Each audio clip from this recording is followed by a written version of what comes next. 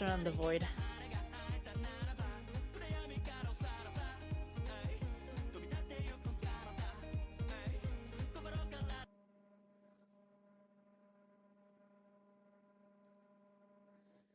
I mean, I'm sure it feels crappy. No doubt.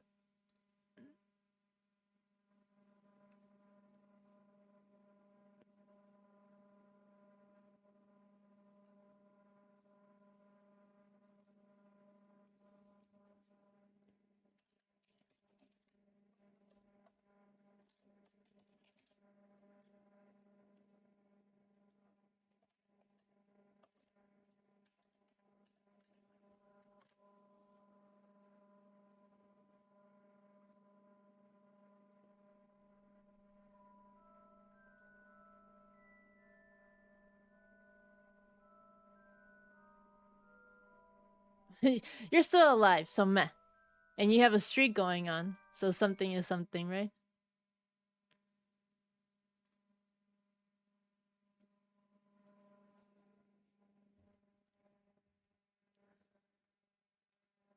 Something is something. Eto, that's not what I wanted. Go back to the other thing.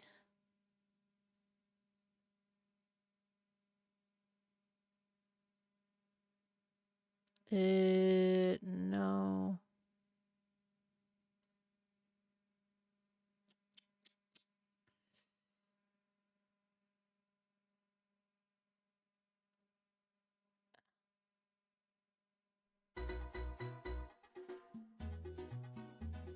There we go.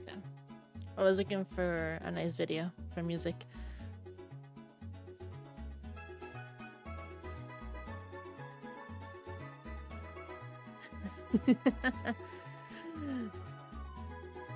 It only took, what, 3 years? And finally the nightmares are manifesting.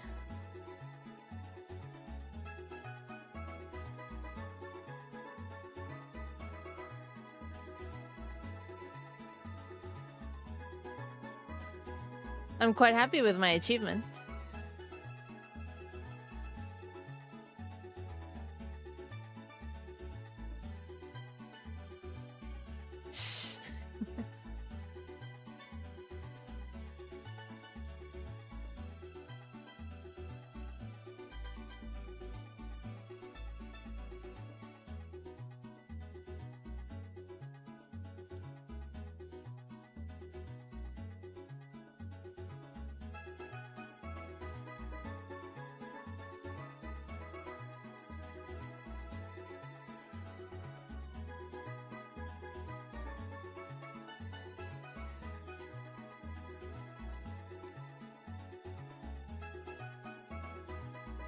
So it was more giant? Damn.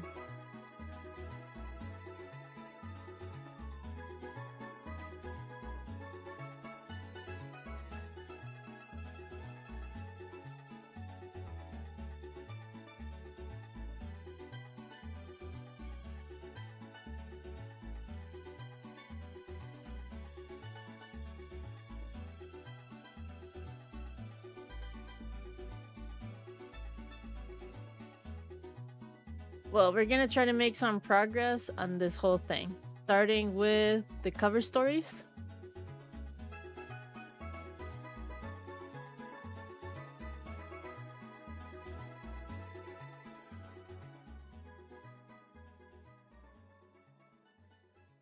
I'm gonna have to go through each one of the one of...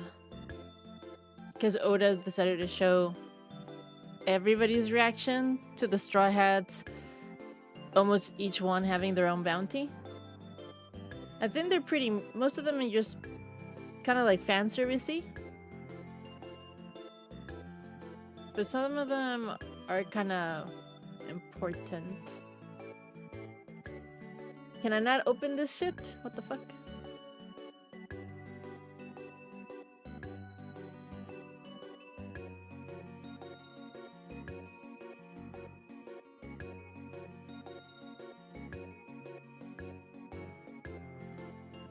No.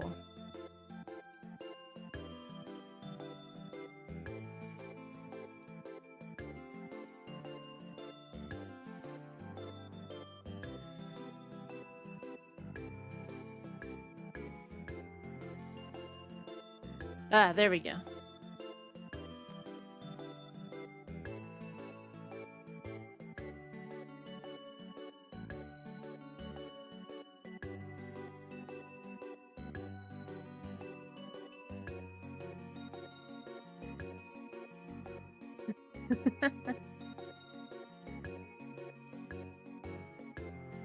You remember your dreams a lot more than I do. I remember emotions, not details.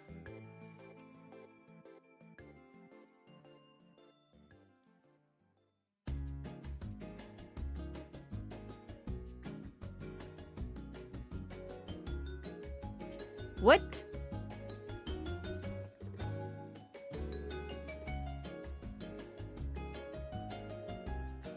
Chapter 806? Wait.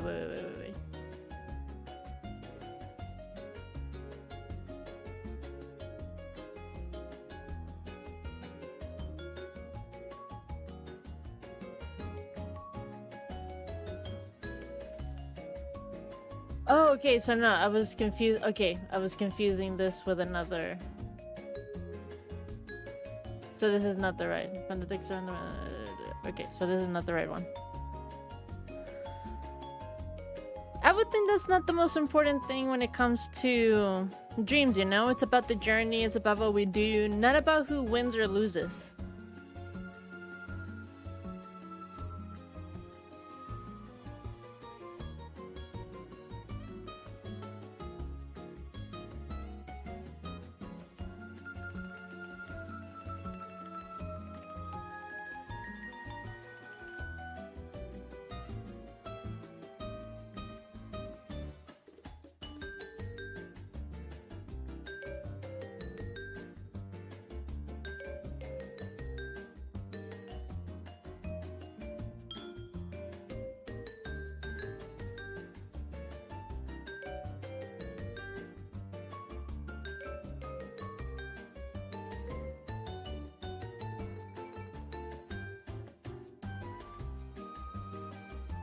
Sheepishly, he says.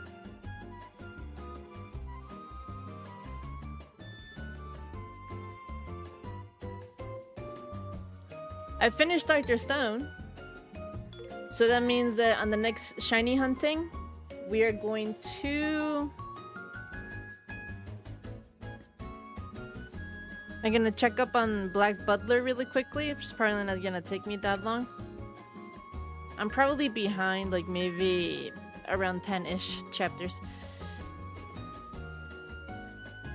Actually, no, I'll do that on my free time. Or maybe I should... I don't know. The next ones would be Black Butler and Dandaran. Dandaran will probably be almost from the beginning. That'll be fun.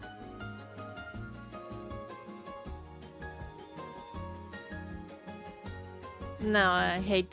well, I mean, when you say pickles, do you mean like the pickles that you put in hamburgers? I like cucumbers. It's because in Spanish we say pepino, which is pickles, but we say it for both.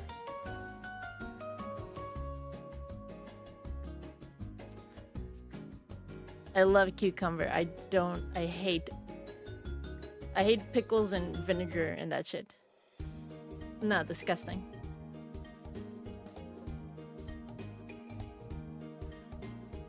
Thousand times prefer cucumbers, because in cucumbers I can put lime juice, salt, and some tajin. Oh fuck, my mouth is watering. Fruit with tajin is the best.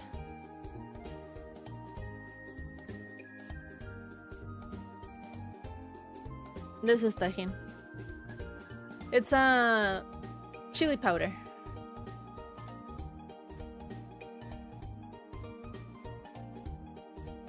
It's very common over here to put it on fruit.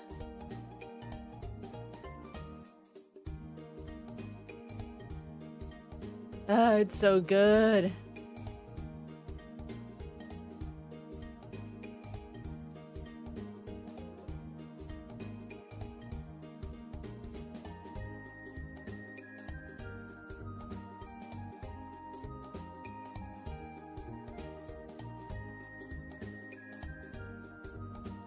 I'm not used to like it spicy-ish.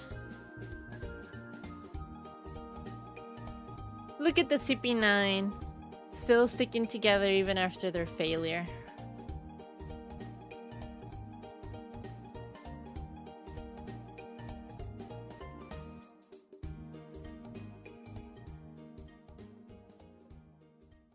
I completely forget about this part of their backstory. They somehow become performing artists so they can win some money, I guess.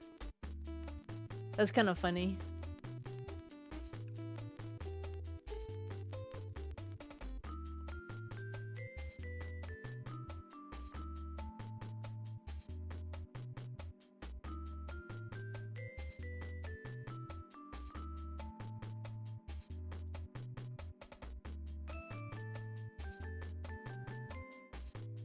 It looks like they're just chilling, like they're just having now like a vacation in Italy or something. Hey, that's take it up with your brain, that's not me.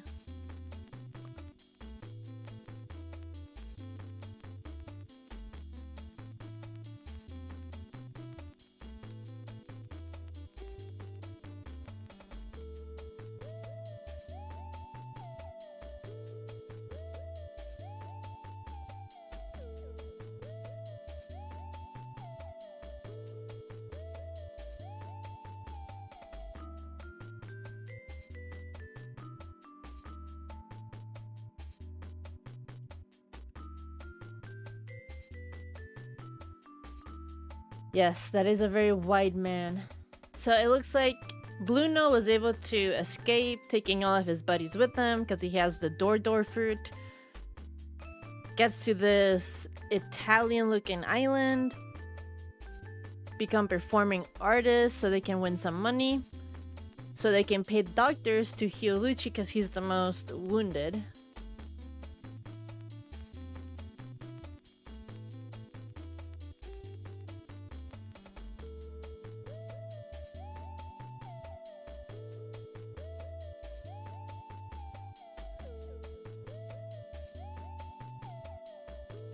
Pirates get here, Lucci kicks the shit out of them.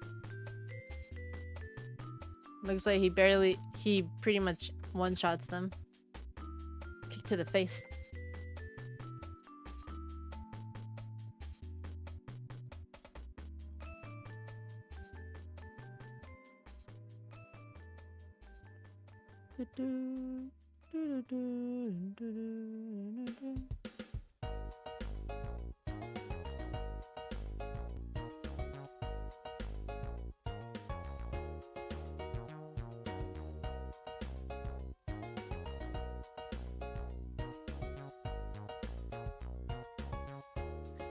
It's weird to see that the CP9 were actually nice to these people, but I think they betrayed them, unless I made that up in my memory.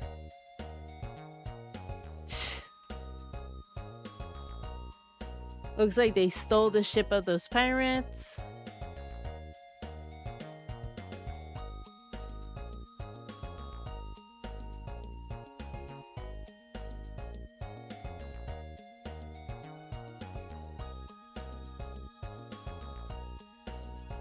And now they're fighting the Marines to disband them.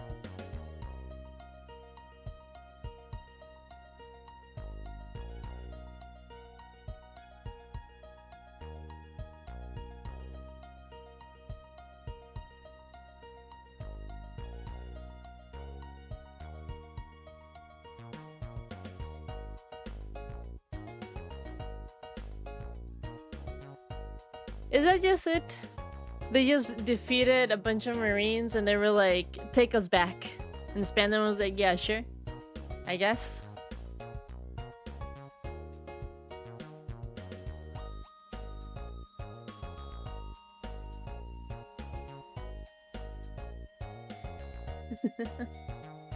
Yay, procrastination.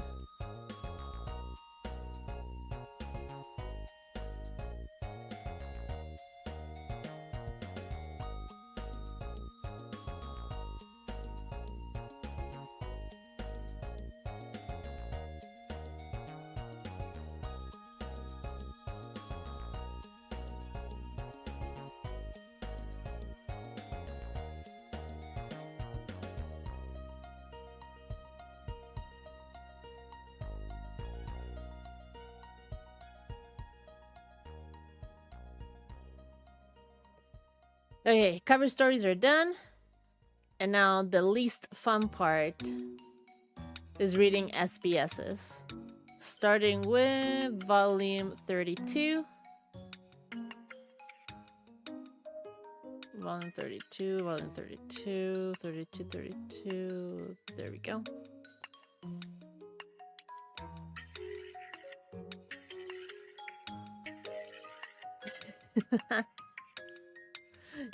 You you would not be wrong. Although in this case, I mean, being the owner of a museum slash gallery and a curator, I guess it does make me privy to the title of teacher every once in a while.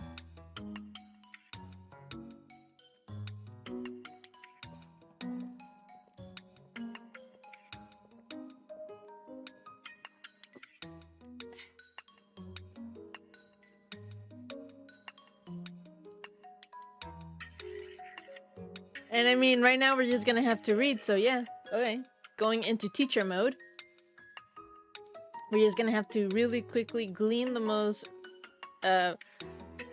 plot-related information.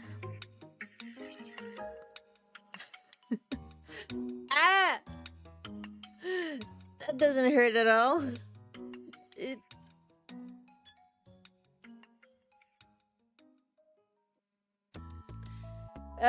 Hello Orochi, you're starting it. Okay, that's the regular.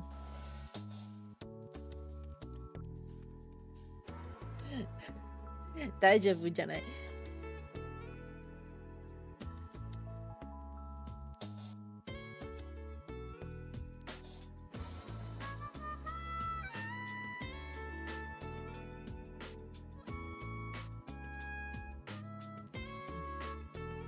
Okay, this seems kind of important.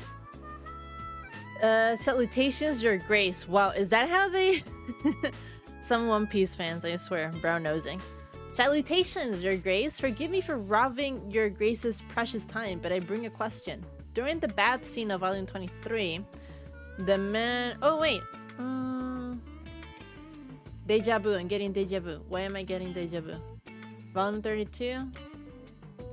I've already read this volume because of the past SBS.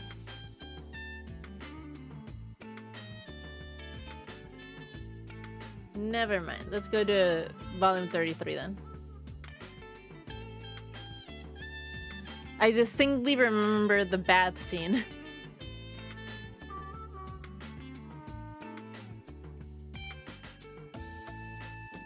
Oh, I get Yasashi Brian. Wow. Wow.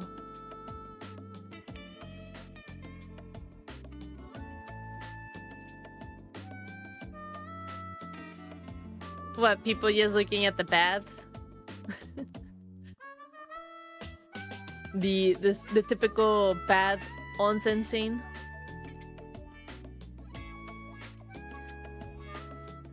Robin is not in that bath scene. It was related to after the fight in Alabasta. They go to the palace of Vivi since she's a princess and they take a bath there. But they're separated men and women's and everybody's trying to peek in on Nami.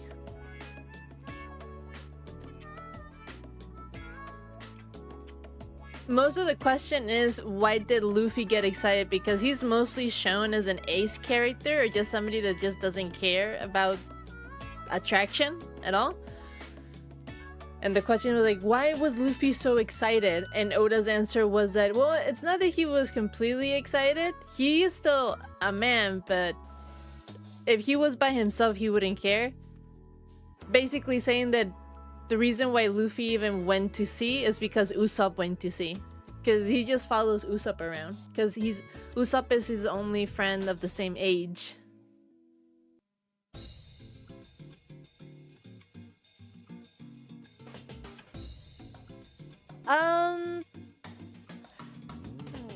It's more modern times that now he's more of an ace king, but yeah, he just doesn't care. There's a character known as the most beautiful woman in the world. And Luffy completely sees her naked, everything naked. Could not be bothered. Had no reaction to her whatsoever. He's also never blushed or shown interest in anything if anyone ever does anything with him.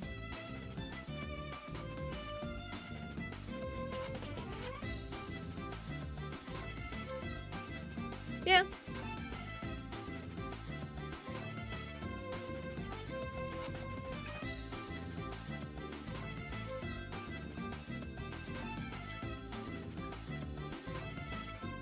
I love that the jacket that I got with Luffy and Gear 5, it's also basically the colors of the Ace flag. I don't know if the marketing team did that on purpose or it's just because Luffy and Gear 5 kinda has almost the same colors as the Ace flag. Just by sheer coincidence.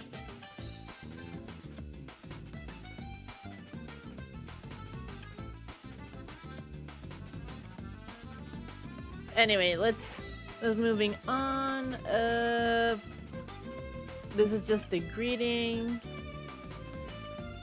Hello dear Oda-sensei, who has a wonderful smile. I enjoy reading One Piece very much. By the way, I try very hard and even having to skip meals to find how many times Panda... this is a Pandaman related question. No. Konbawa, Scarlett-san. The voices have appeared.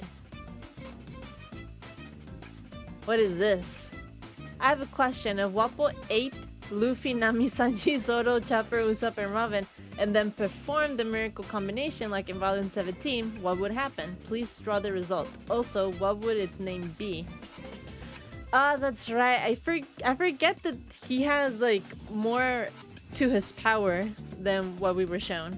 He's just so useless as a character. All he is a hungry hippo. He just chumps. And this is monstrous. This is what he would look like if he ate everybody. Ay.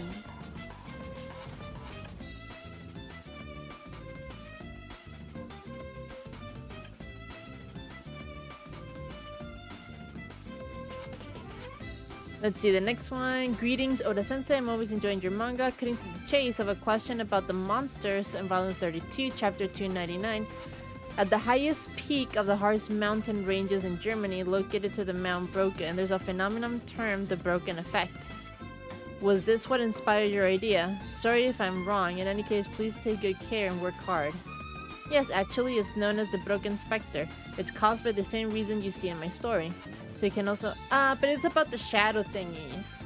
Not about the tower monsters. Which makes sense, because that's actually in Thriller Bark. It's not in Skypiea. Ugh, what? You have a stomachache?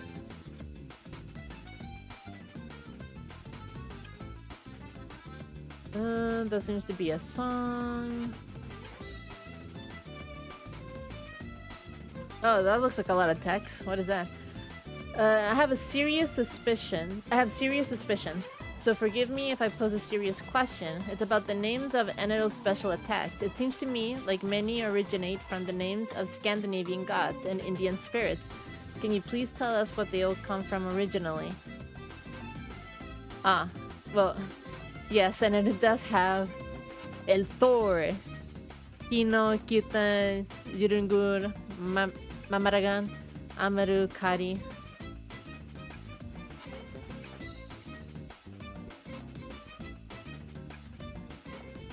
Okie dokie, Brian. Wapple is ugly. I do like him more with his beard. Oh, I'm getting a call. ¿Aló? Bueno. Pues que resetearon, miraron lo del firmware y pues que ya debería de estar todo bien. Me dieron el número de folio, que si sigue fallando pues usar eso de referencia. Y ya no vieron ningunos problemas, nomás resetearon cosas y ya dijeron de que específicamente para mí, para mis directos, Nomás me recomendaron de que yo fuera la única persona que usara la red 5G y todos los demás en la familia usaran 2.4 para no saturar.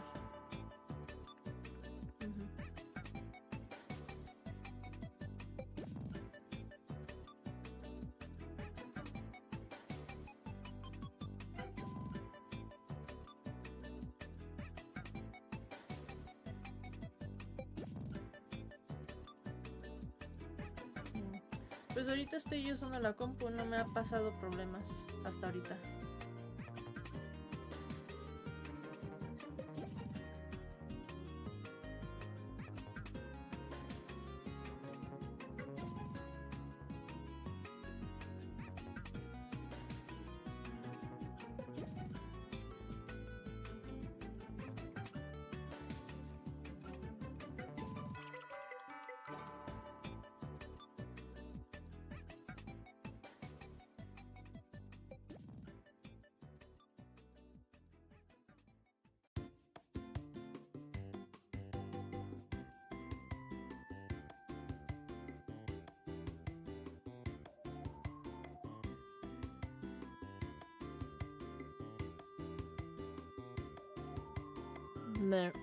The call was much longer than I thought it would be.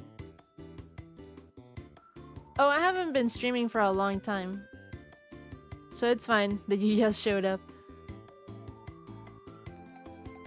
I ended up watching a movie with my family and that took time, and then I talked to my internet company and that took like an hour on the phone.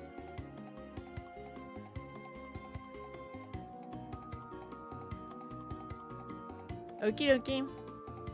Have a good rest. Have a good day at school.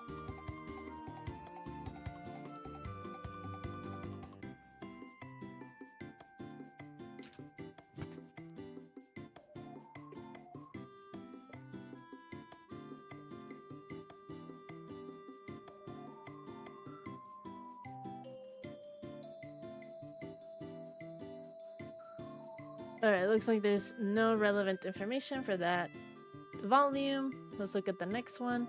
Ah, it's Genfal with his bird horse thing.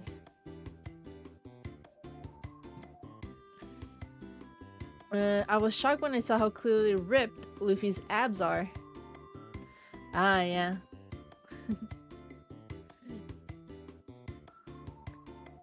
Yay, you have returned. Welcome back. Yeah, if I remember correctly, pre-time skip Luffy is actually very twinkish. You don't see his abs that much, but then they start becoming more prominent as time goes on. Do you have ripped abs like Luffy, Oda-sensei? Why, of course I do. Seriously, like when I take my shirt off, it's just insane.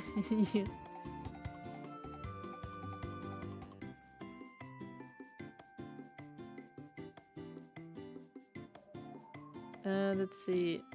Sanji sometimes says something about a brother's soul, but what kind of soul is it exactly? Is it tasty? What? No. Ugh, same bro. I also need to do crunches. I need to do I just need to do something. I am so out of shape on a very unhealthy level. Okay, I have one question. When Itomimizu's Super Sparrow Chun eats food, does it grow teeth like the super spot-billed duck Karu? It was so cute. I was drawn to it instantly. I want to know more about Chun. Yes, it has teeth. Its favorite foods are super worms, super sharks, and super football fish. Ah.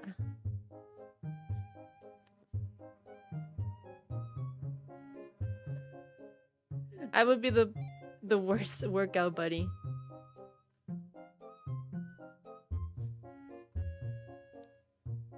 I guess we could hold ourselves accountable.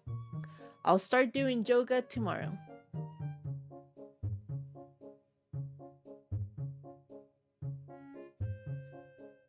On page 80 of volume 9, a man with a strange-haired dude named Commodore Pudding at the 77th Marine Branch was introduced. Was he modeled on Pudding-chan from 1980?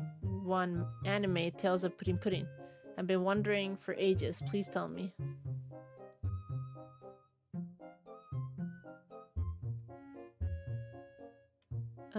Well, that's not relevant to the story.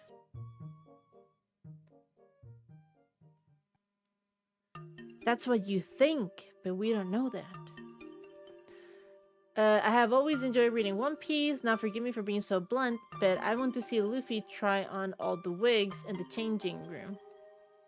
Ah. Look at all the wigs. That's a Sailor Moon one.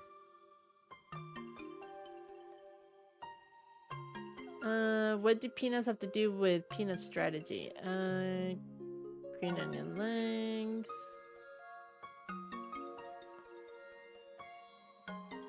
When Luffy is trying to escape from the giant anaconda, he opens up the snake's eyelids. But how can he do that when he's inside the eye? Please ask Luffy how he did that. Cartoon logic, man.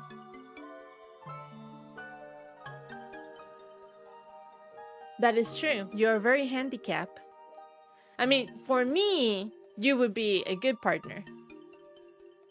For you, I would not be a good partner.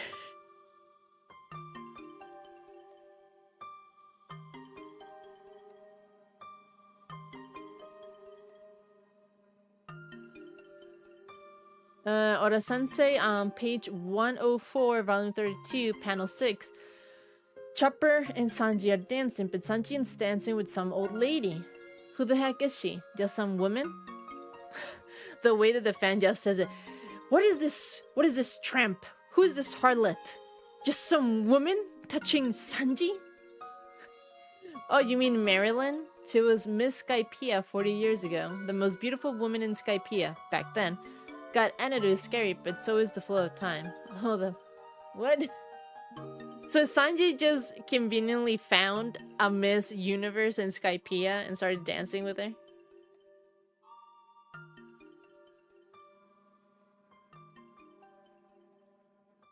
Does the name Nola in Skypiea come from Norainu, wild dog? Or is it from Mont Blanc Nolan? Did she get the name from Calgara because he wanted to meet Nolan so bad? Thanks. Aww.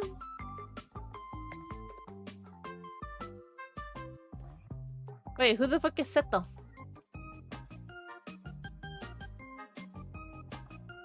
A fucking nobody? Is that who Seto is? Not Calgara? Boo.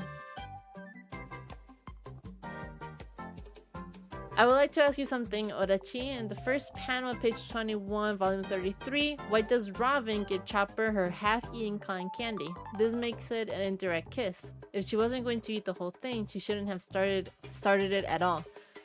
Oh, alright, chill. You can give half of your candy. Look back 2 pages. Nami-san, they're selling cotton candy, says Sanji as he brings back 2. These are cores for Nami and Robin. It would be unladylike for Robin to take it and give it directly to Chopper, so she shows good man. Well, isn't she a fine dandy lady?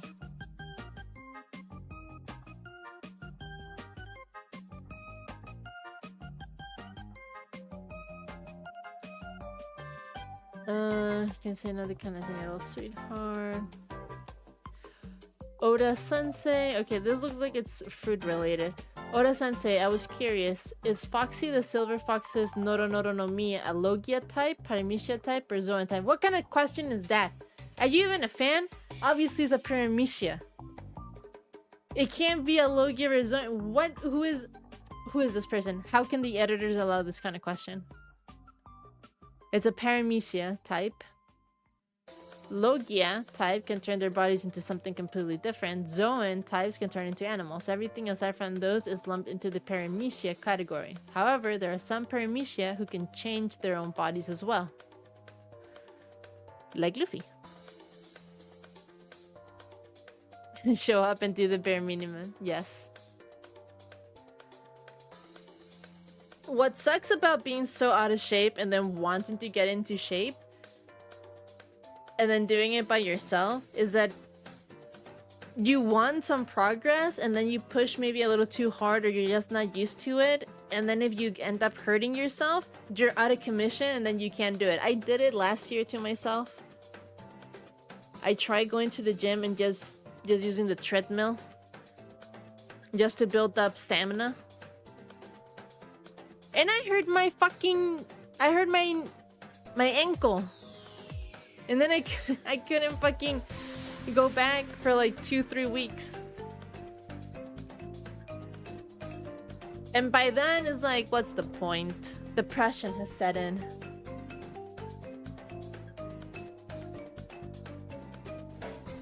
Now that so many devil fruits have appeared in the series, do you ever wonder if it would have been better to make Luffy eat a different fruit other than the Gomu Gomu no Mi?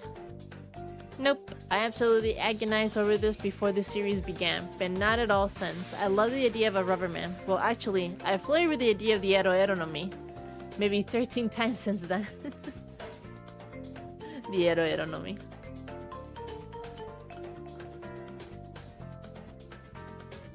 Yeah, lately I've been having like some issues with my lower back and with my flexibility, so definitely I'm gonna try to do yoga so that I can work on my elasticity and just stretching out my muscles. And then if I can get back to the endurance that I had before, then I'll work on stamina again and cardio. I like following this YouTuber called Adrienne.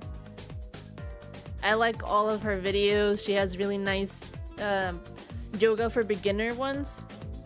And then like 30-day workouts. Yoga for specific kind of aches and pains.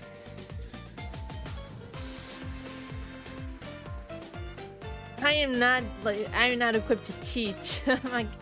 I'm just a good follower. I would only recommend yoga with Adrienne. I mean, I like her, and that's it. I used to. I can't anymore, but I used to. Good evening, Ora Sensei. I was just wondering what the heck those things on Mont Blanc Nolan and Mont Blanc Cricket's heads were. Please choose one of the following. Oh, the little chestnut thing?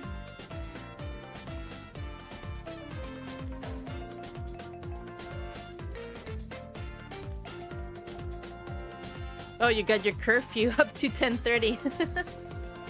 So then.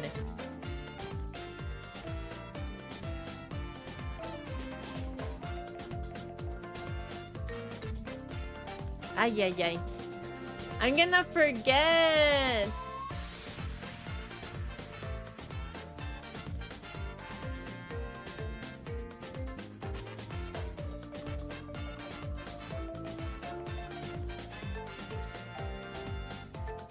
There, it's this one.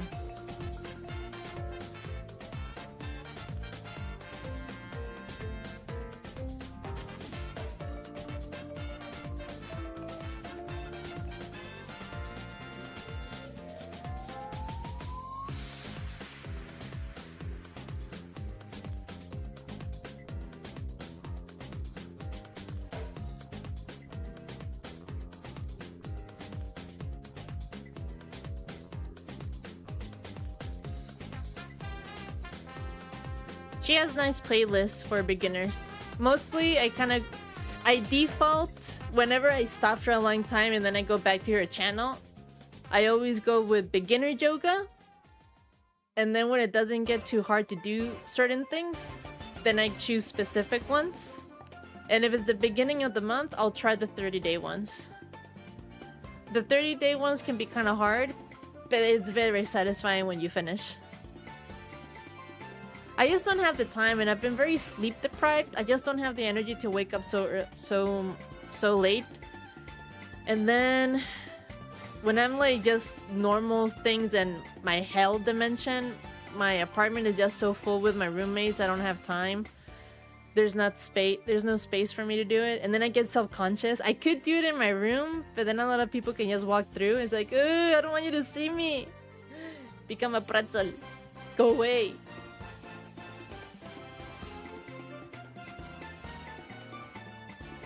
who has time to touch their toes? All I do is play games, draw, and exist. I'm a couch potato. You think couch potatoes touch their toes? No.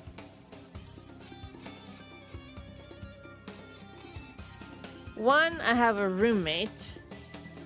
And two, the bathroom is there. They have to go through the room to get to the bathroom, to the toilet.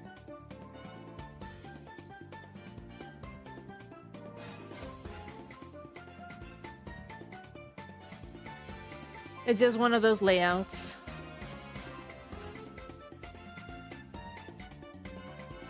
It's probably kind of the...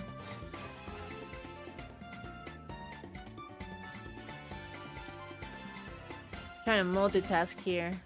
Oda Sensei, one question. Cut less. No. Can you please add less? No, not beetle stuff, Oda.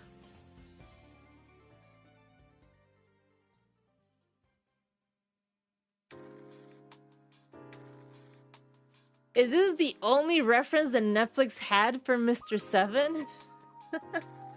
Wow, they could have literally made him look like anything then. Lol.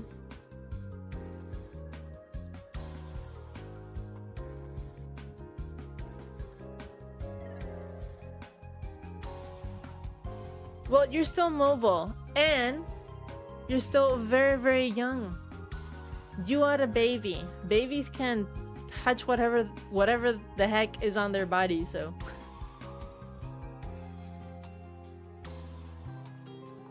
Couch potatoes that are also fossils cannot. In chapter 322, Puffing Toms, Zoro calls Sanji darts, white darts.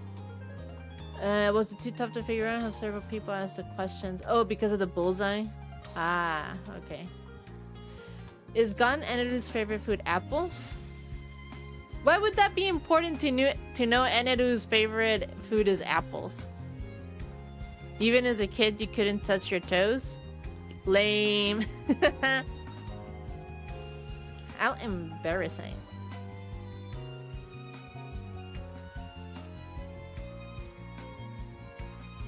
A child is still very flexible.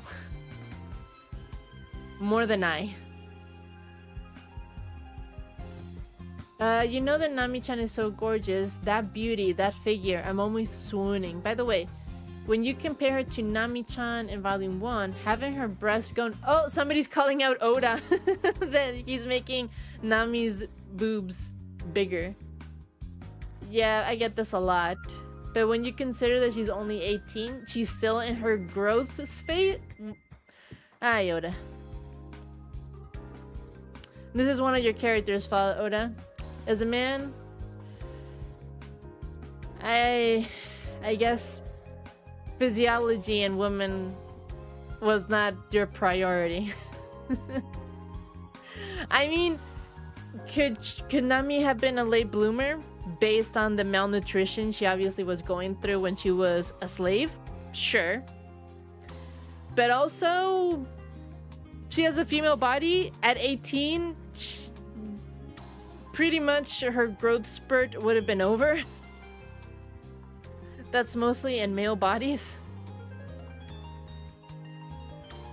Male bodies can stop having growth spurts like max 24. Female body is, you're lucky if you still grow something after 17. Oh my god, Scar, you skate, you do things, you move. You have PE class. It's been like 300 years since I had PE class.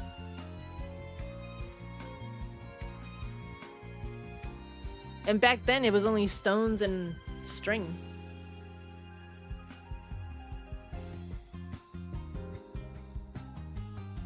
Robin's only... Oh, that's right. Brian, did you know that Robin's age is 28? So you can feel very good about the fact that you thirst after her.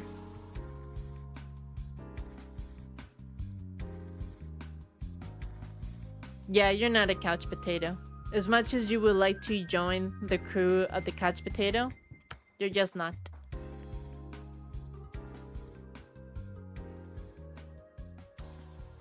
You think I know what people do in the night? what school does?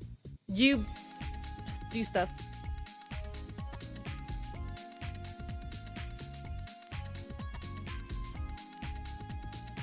Well, that could be a thing. Yeah, I mean, sure.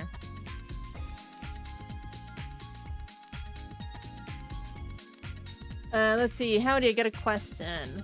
What are the bounties in the world of One Piece based on? Is it strength? But if that's the case... now this is a good question.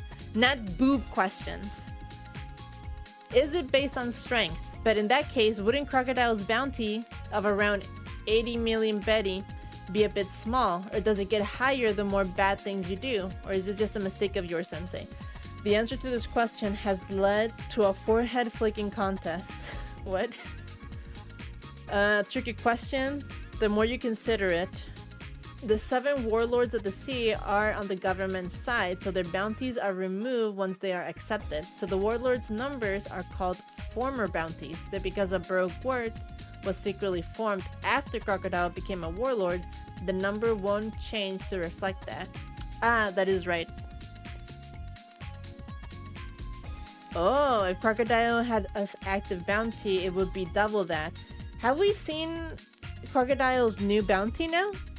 Now that he's in his new fucking group, I forget the name. The one that he's in with Buggy and Mihawk. Maybe.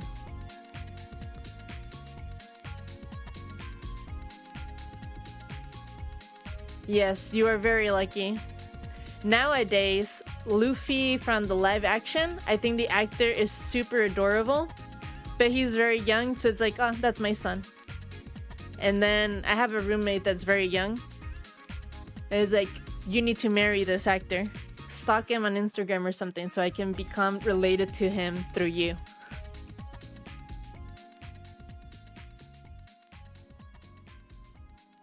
But she's like, no, I like Zoro. He's like, no, bitch. He's older than you. No. You can't like him. Go after Iñaki. He speaks Spanish just like you.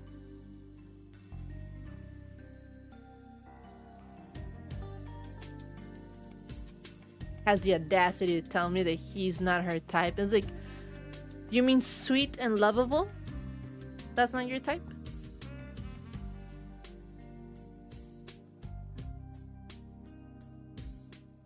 I'm gonna add that as info. I think that's kind of relevant.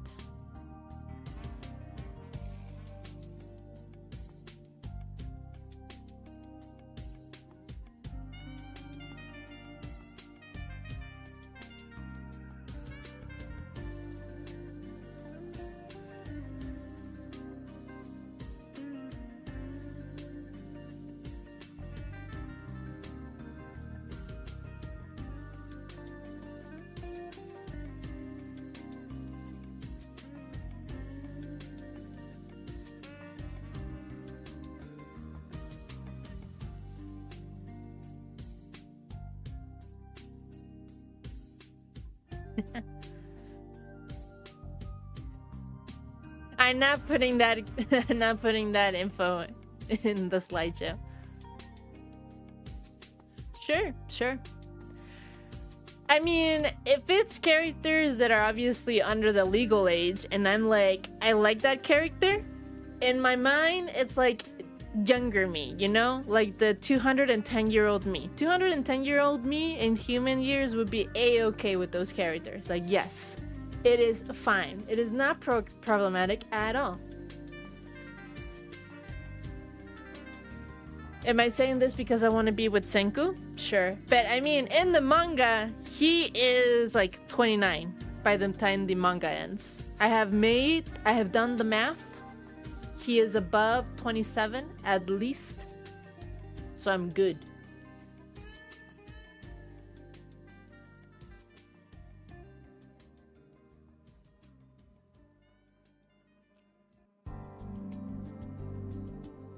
Let's see, in volume 32, chapter 297, how did Luffy blow up the big zappy thing? And what is the curtain that Nami mentions? I looked it up. You need to understand the regular method of thunder clouds. But that has to do with the whole battle thing. Yeah, whatever. Yeah, from Dr. Stone.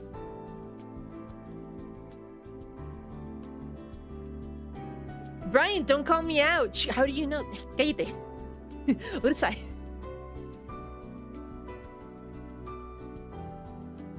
Yeah. It's a U for the name. Senku. Not Senko. Senku. Ah, Senku, so lovely.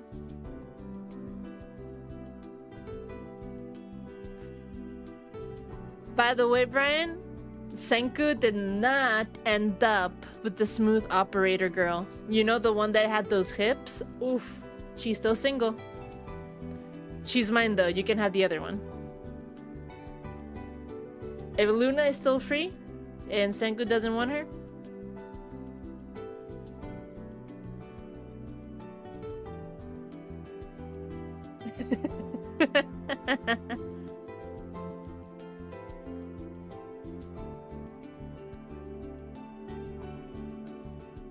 he is cute. It's kind of like, I can't, because of YouTube I can't show it, but there's this scene from the Muppet Show with Pepe. He's like interviewing people on the street, and he goes up to like this girl, this blonde girl, and is like, "Hey, do you find me attractive?" And the girl's like, "Yeah, I find you attractive." It's like, how old are you? 16. You do not find me attractive. I'm gonna walk away now. It's like, Pepe, you're so real for that.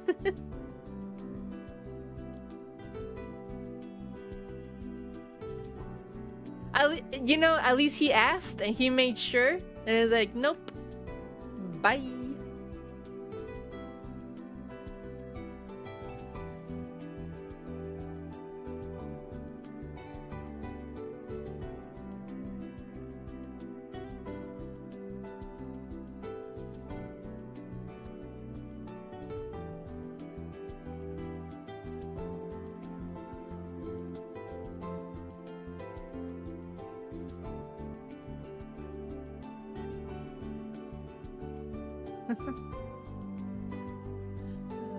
Oh my gosh.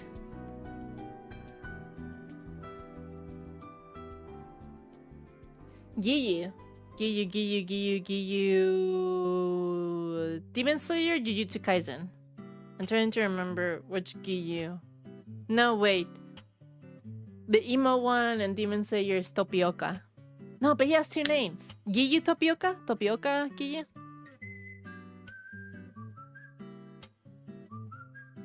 Baby.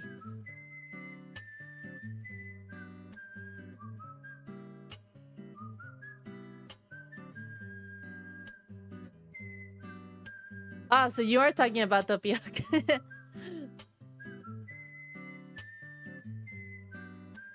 About sad boy, emo boy, good boy, Giyu. I mean, you can simple. Your generation has no shame, and you can't tell me otherwise, because one of my friends screenshotted a message from a Facebook group. I mean, number one, it's Facebook, so I guess really we shouldn't be surprised. Fizzy's shown me this post that's going around about somebody thirsting after Cat Noir from Miraculous Ladybug. And the message that they left, I was like, damn. Was I ever that scandalous in my youth? Not only that, it was like a real name account. The stuff they posted is like, this should be on fanfiction and anonymous, not with your name on a very public group.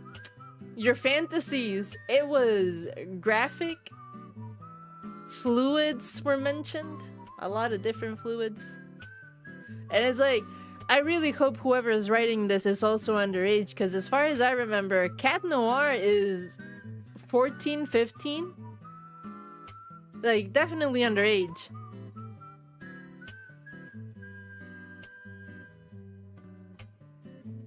Like, sir, ma'am?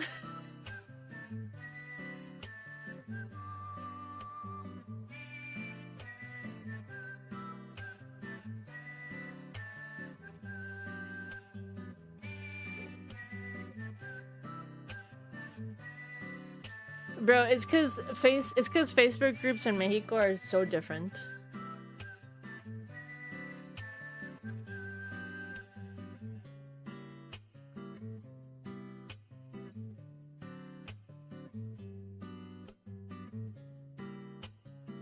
It's a little bit maddening that I have to keep up with so many socials based on my friend groups, like English speakers versus Spanish speakers. Because Spanish speakers, we mostly use WhatsApp, and Facebook is still very much like a very big thing. It's very used over there. And maybe a little bit of Twitter. Twitter's still like very average. Instagram is kind of a thing as well. But Instagram is mostly with English speakers, but I hate I hate using fucking gram. I hate it. And no English speakers uses WhatsApp. Yeah, my friends do it for shitposts too, but I hate logging in to Facebook. I hate the interface on the app, on the phone app. It's just so crowded. It's like I can't use this. Fuck this. I would rather go to Instagram again. And I also hate its fucking user interface, and I hate its algorithm. Stresses me out.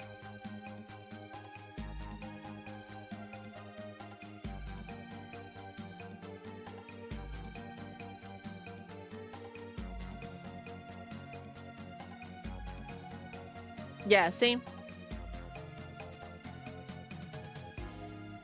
You don't use WhatsApp? I mean, you don't speak Spanish.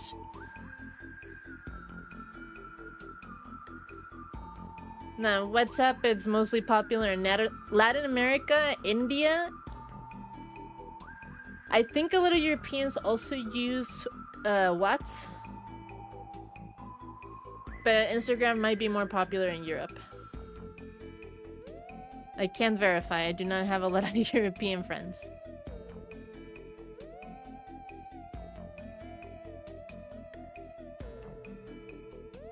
How very adult of you, Brian.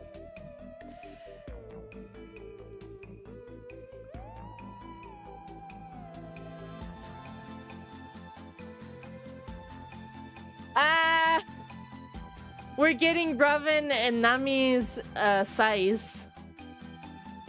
Bust, waist, and hips. What the f- Robin is taller than me? She's that tall? I thought we were the same height. Knowing the phrase "¿Dónde está la biblioteca?" is not knowing Spanish.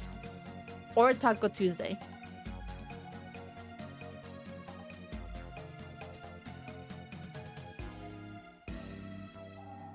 I'm not that small, Brian.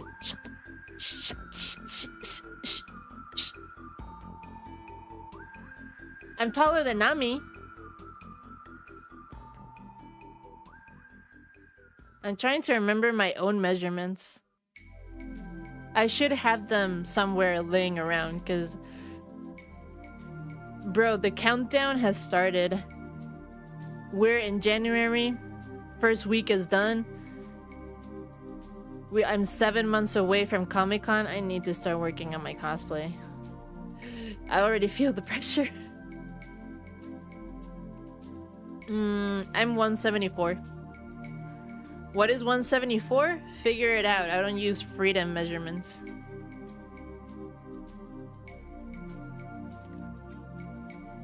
Ah!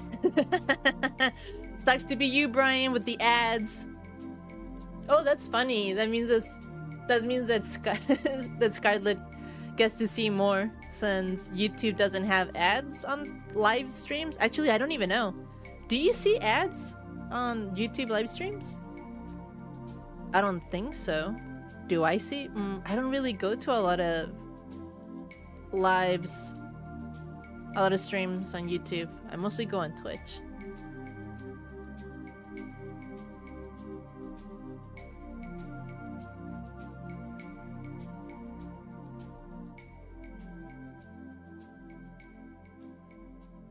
You do not? Ah. Well, what do you know?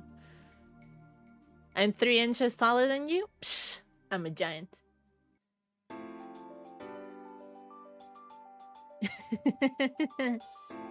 Sodane.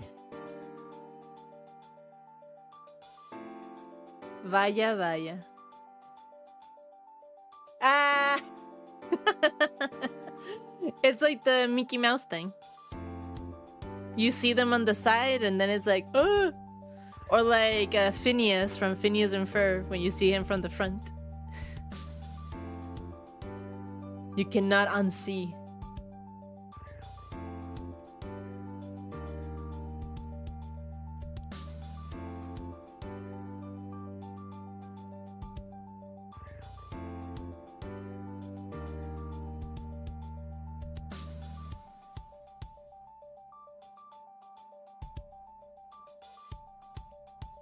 Ah, we have confirmation here that Oda did use Venice as inspiration for Water 7.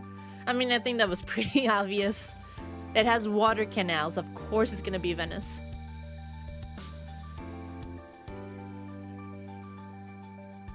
Yeah, but that's in my human mortal vessel, okay?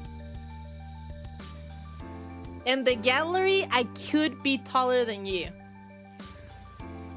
And besides, I can just snap my fingers, you turn into a flamingo, it'll be short as F, boy. Flamingos are not that tall.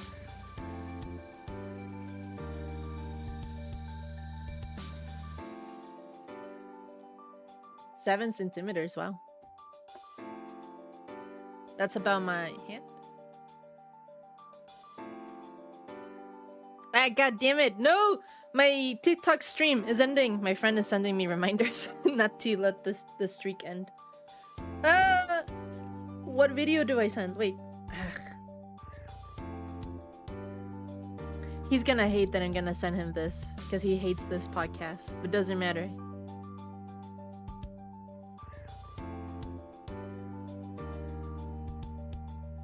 A Hatsune Miku one.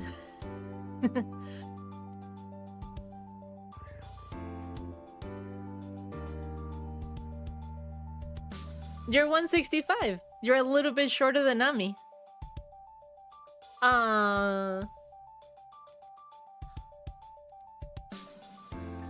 You're a tiny little chibi. You're a chibi person.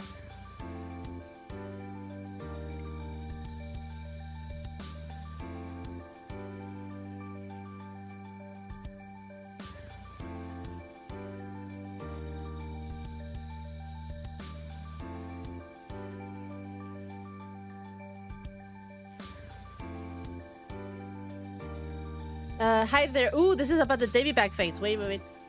Hi there, Oda-sensei. I was watching a pirate movie on DVD with subtitles, and I noticed the actor was saying something about Davy Jones's locker, but the subtitle said "turn into fish food."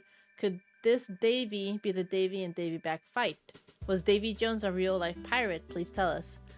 Well, to be clear, Davy Back doesn't exist in any legend. Davy Back Fight is a game that exists only in the world of One Piece. But the Davy Jones's locker that Robin mentions in Volume 33 is a well-known legend among sailors in real life. There are several different accounts, but in general, there was a lying, no-good pirate named Davy Jones, a greedy deck chief who was famous for putting all the crew's valuables in his own locker. He was so wicked, even for a pirate, that one day the devil himself cursed Davy to live at the bottom of the sea forever, swabbing the deck of a sunken ship and placing all the sunken treasure into his locker, where it would never be seen again. So when the pirates say, put him in Davy Jones's locker, it means sink him to the bottom of the sea. Ah, well, I kind of knew this space because I like pirates. Oh well.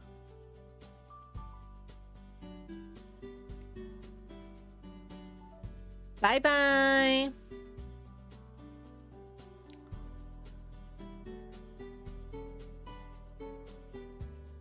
Very interesting. Oh, it looks like he got a popular question. When the sea train leaves in chapter 354, Sea Train, is that kid with the runny nose in the bottom left Polly? If you don't answer me, I'll tie you up with ropes. Oda's fans just love threatening him.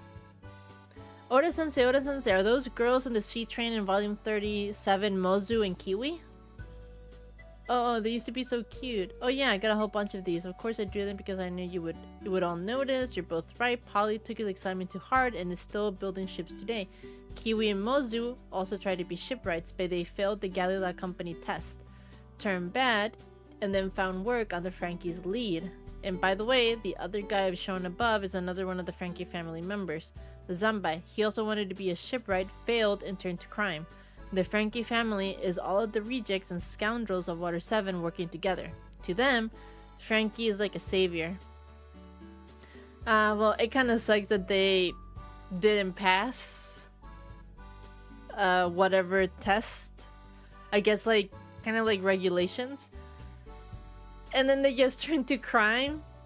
They could have just started up their own company. I doubt they need a license or something. They would just not be as prestigious as the Galila Company.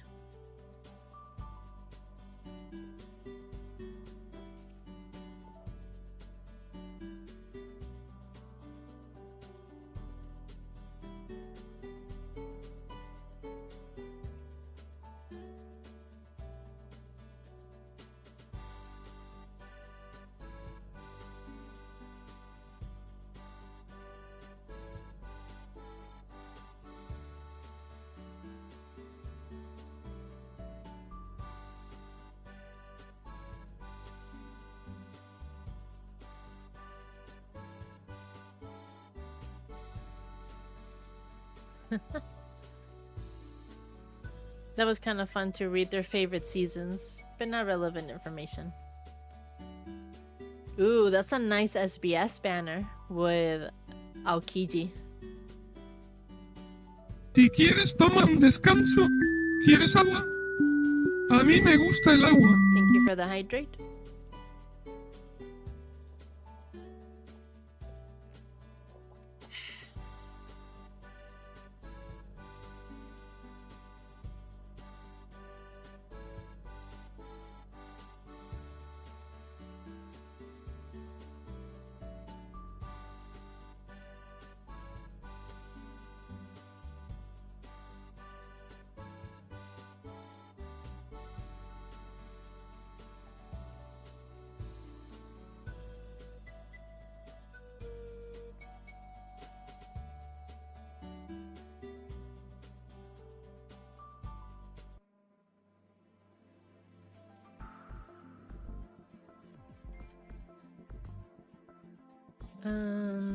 Please show us the faces of Michael and Hoicho.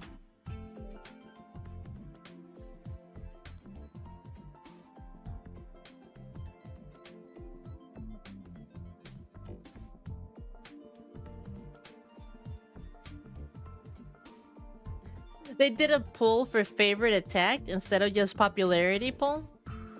Number one with 3,785 votes. It's Monkey D. Luffy with Gomu Gomu Gatling. I mean, the Gatling gun move is iconic. Then we have Zoro with 3635 points. Sazen Sekai. And then Sanji's Moton Shot with 1445.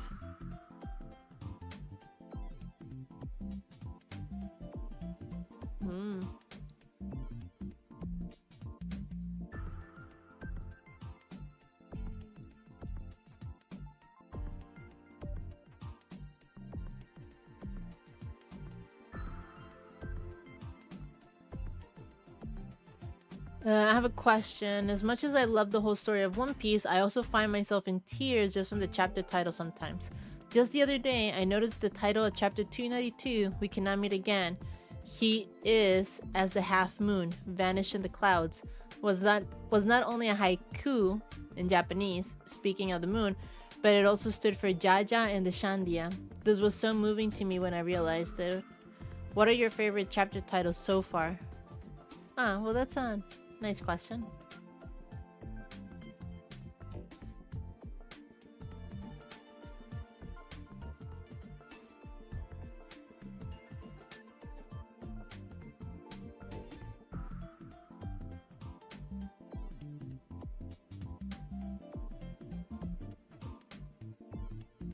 You know what butt chins are, right? What kind of chin does Frankie have? Butt chin.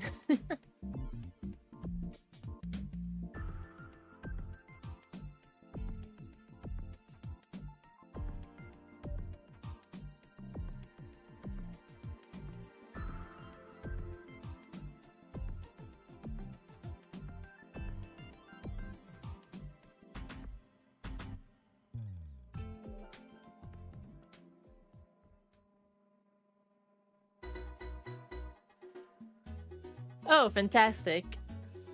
You have a butt chin? Wow. That's unfortunate. Alright, so I guess...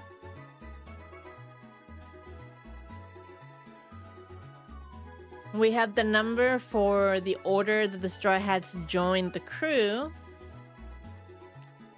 Their character color, so to speak. And what they smell like. Luffy's number is the Gomu because of the pun. Gomu Gomu. Smells like meat, obviously. If he smelled like arrachera, like tacos, Luffy would smell delicious to me. Smells like steel, smells like oranges. Oh, I love the smell of oranges. Smells like gunpowder. Usopp would actually be kind of scary if he does smell like gunpowder all the time. Smells like cigarettes and seafood. I don't like the smell of cigarettes, but I love the smell of seafood. Chopper. How should I don't know. Put that he smells like a reindeer, Oda. What do you mean you don't know? You can just put that he smells like a reindeer, like an animal. And then Robin smells like flowers. Okay. She probably... I imagine... Robin is very mature. I imagine she actually takes better care of her hygiene. It might use perfume. I smell like nothing.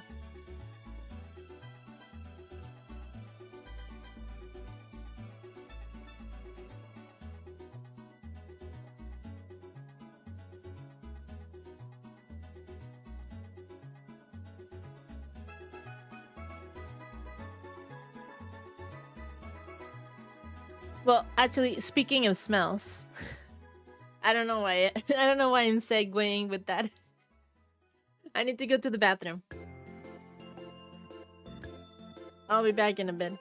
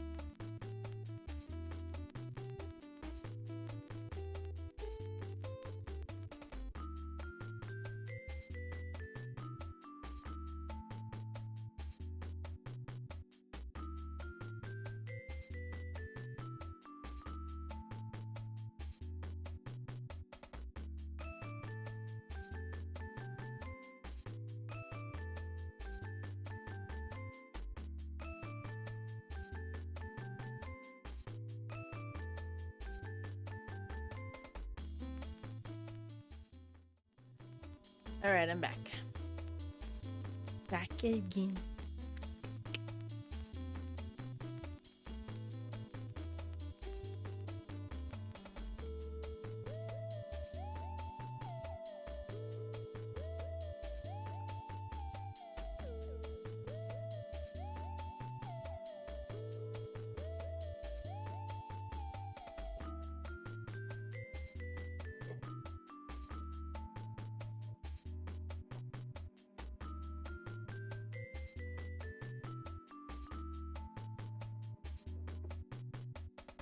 I mean, of course.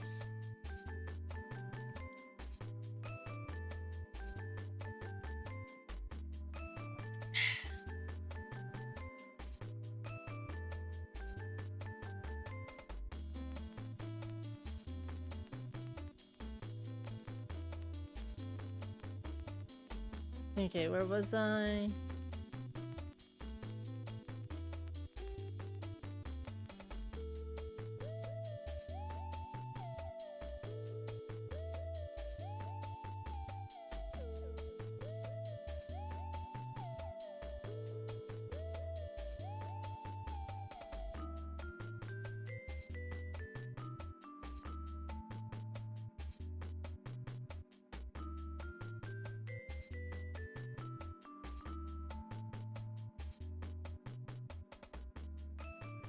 Look at Chopper's little paws.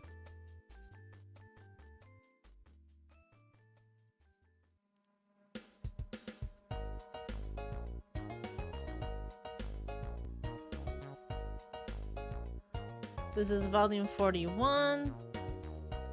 Oh yeah, we're like almost halfway through.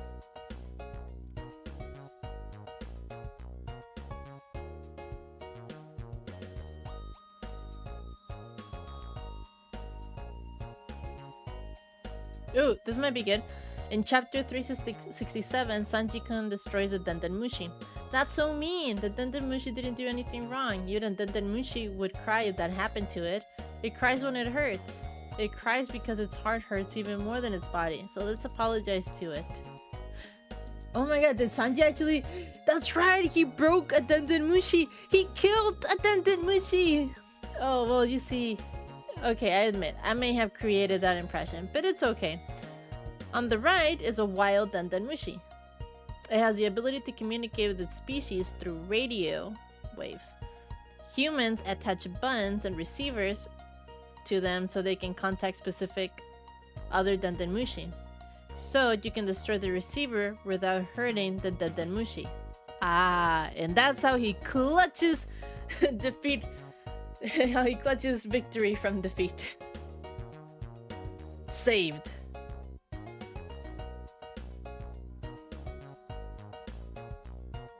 I mean, it's kind of hard to tell, but it really looks like Sanji just flat out destroyed that snail. It doesn't look like only the receiver was destroyed. Or maybe, wait. No, forget it. I can see in the very, very corner, you can kind of see the cord. So he did only destroy the receiver? Okay. Okay, Oda. I believe you. Jesus Christ. What cup size is Nami's 95cm bust? Stop with these questions. Yamete.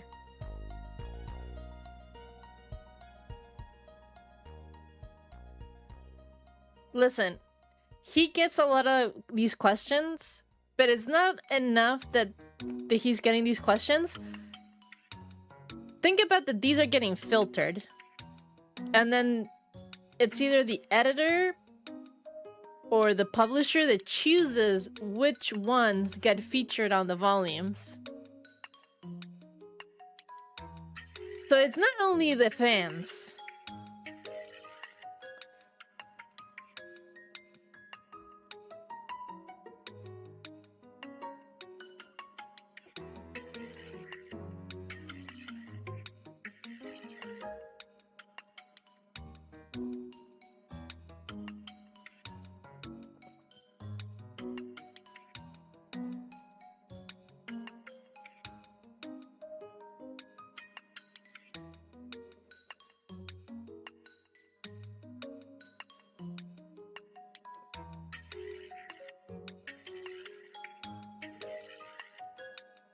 But I just wonder what onesies thing was for.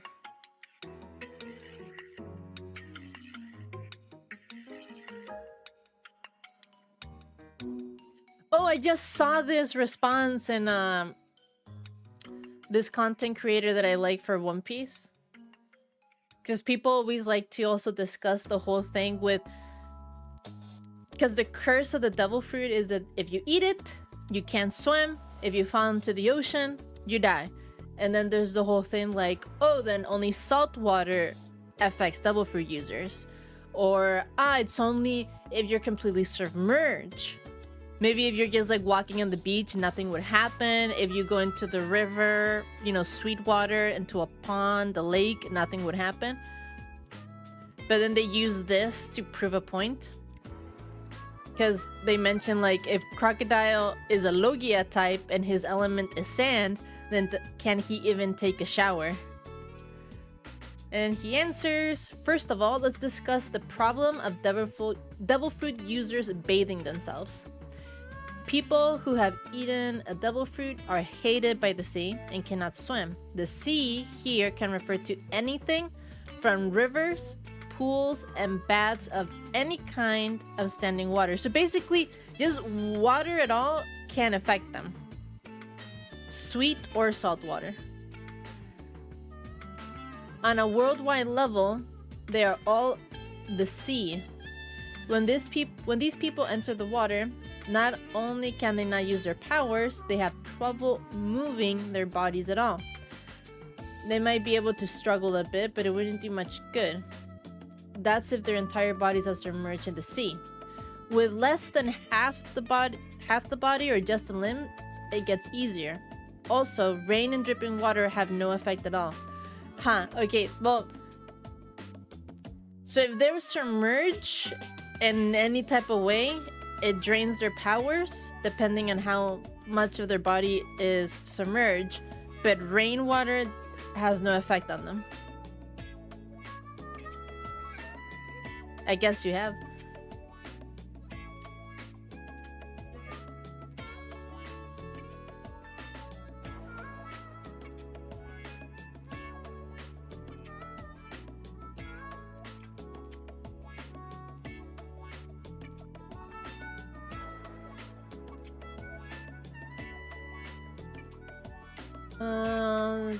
Therefore, hip baths or showers are the most common choice. Now, in Crocodile's case, water is the weakness of his very powers, so his abilities are robbed even in the shower. But it's not like there are enemies around when you take a shower, so I'd bet he would take them even with his powers being blocked. And to answer your final question about myself bathing, as it happens I do bathe twice a year. This is relevant information, because then it can go into how Kairoseki is then introduced. Oh, dip! I forgot about that piece.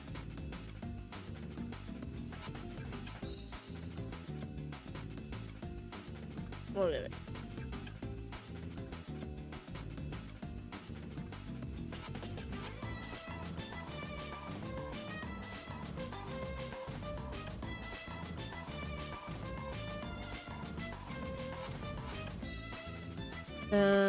Wait. I'll put this on another one.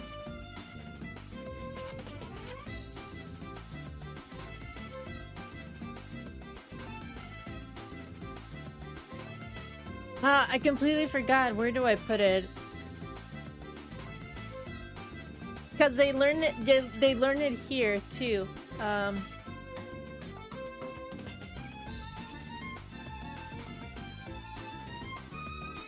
Because after they rescue Robin and then they're celebrating and everybody's doing a huge party, there's a point in that party at night when Robin is just like, she needs a little moment to herself to just take it on in, because she was through a lot of trauma, a lot of epiphanies. And when she was away, she got, not completely, but she got a little bit confronted with Aokiji, And also, there was another point in which Kobe and Helmeppo took Zoro and Luffy away, kind of like to catch up. Because Kobe and Helmeppo don't really know any of the other Straw Hats. They only really have a friendship bond with Zoro and Luffy. And so they're like catching up and stuff. And Luffy's like, oh, how did it go going to Reverse Mountain? Because to him, that's the only way that you can get through the Grand Line. But no, thanks to them, we learn that the Marines, or government vessels, have another way of crossing into the Grand Line.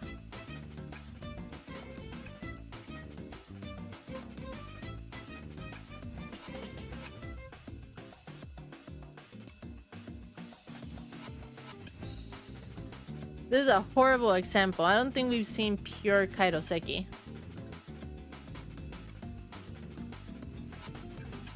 So we'll put this.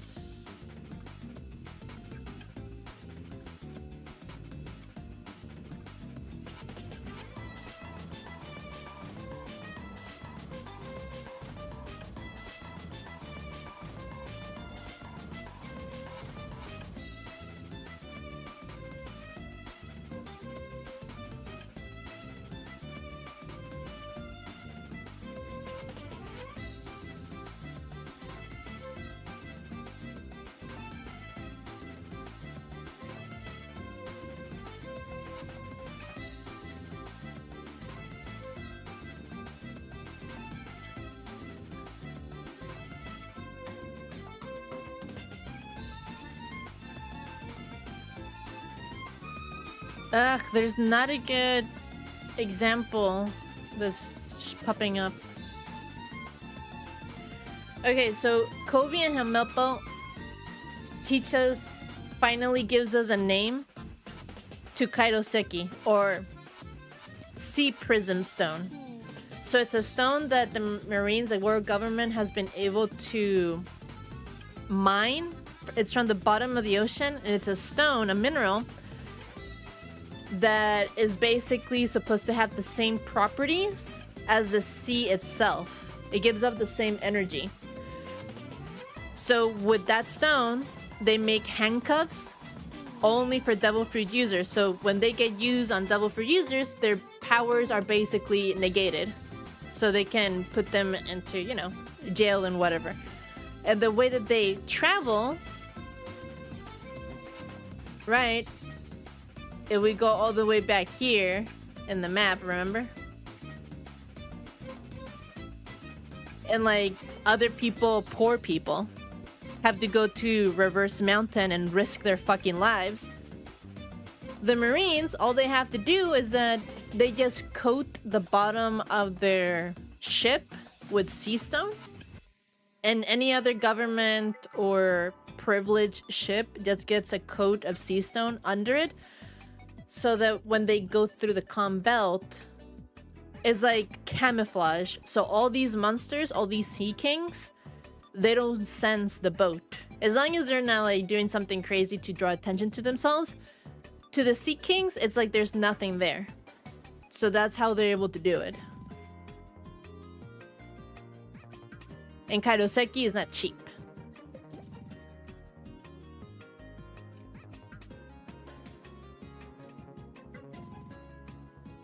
Slowly but surely, we've been seeing more characters use Kairoseki in their weapons.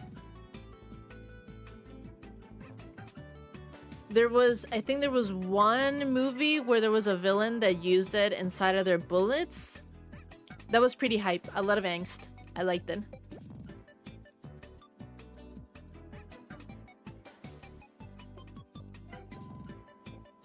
I'm guessing the closer that we get to the ending, the more fucked up shit we're gonna see with the applications of Kairoseki on Devil Fruit users, though.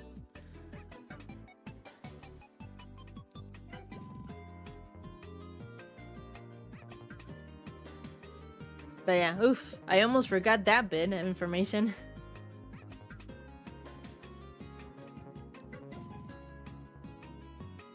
Oh look, Iceberg is also giving a class like me.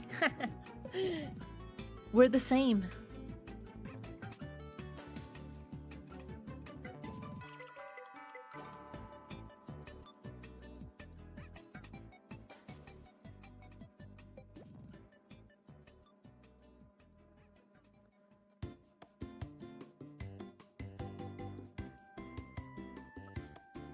Oda Sensei, I have a question. In volume 40, page 36, chapter 379, Doriki, the waitress named Catherine-san turned down Jabra. What kind of guy does she like? Or does she already have a boyfriend? I can't sleep at night. It's all I think about. The idol of Ennies Lavi, Catherine, has pined after one man all this time. Her exact words when she turned down Jabra were this: "I'm sorry, but I'm in love with Lucci-san." I mean, all a guy has is looks, right? Oh, he was turned down because she likes his boss more than him.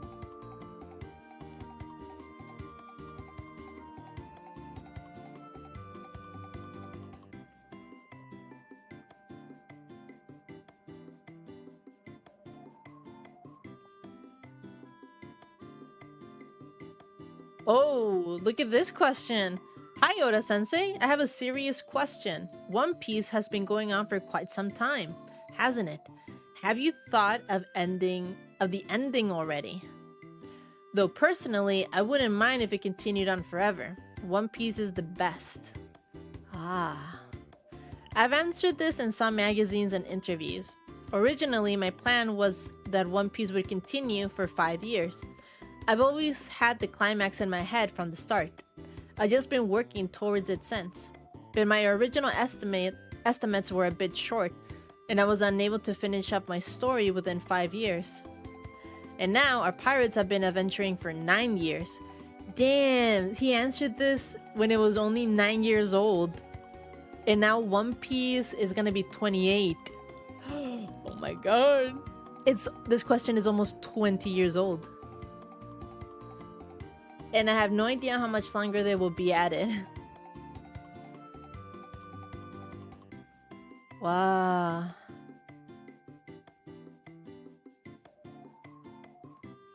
In the SBS corner for volume 41, you talked about onesies goggles, remember? That's not important.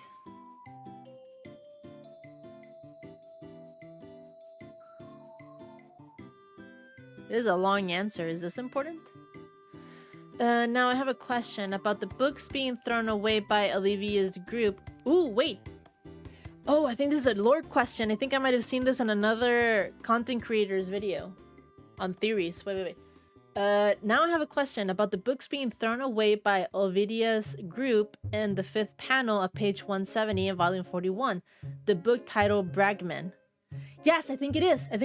Okay, this is referring to Robin's flashback when all the archaeologists are trying to save the books of history. And their solution, because everything is burning, is to throw them in a lake, at the bottom of a lake. So that they don't get burned. But the ink is strong enough that it should survive the water, even if they get a little soggy. Isn't that the same one as the one Nami's reading on page 142 of volume 13? Isn't it? Okay, I asked 3 times. If I'm wrong, I'm gonna ring your doorbell and run away. Ooh, here's a surprise. Thanks for reading so deeply into it. That's amazing. You are correct. It's the book that had info about the Island of Giants, Little Garden. A book that is read all around the world now. As a tome of adventures of the Grand Line. Eyewitness tales about the unbelievable islands. People and happenings in this mysterious sea. Related by fearless explorers. Also outlandish and bizarre to normal readers around the world, that they were collected in a book of tall tales and given this humiliating title. If this book only exists today because of the brave scholars of Ohara gave their lives to protect it 20 years ago, it fills your heart with something warm. So, are these brag men truly just liars? Maybe you can tell the truth behind the stories through the looking glass of Luffy's adventures. Oh my god. This is the one. It kind of seems like a whatever kind of thing. I mean, to be honest, I love One Piece. I like watching it over and over. But it is kind of those details where, because I don't go through it a lot, because I just love consuming more new media, and I don't stay like on one thing for a long time.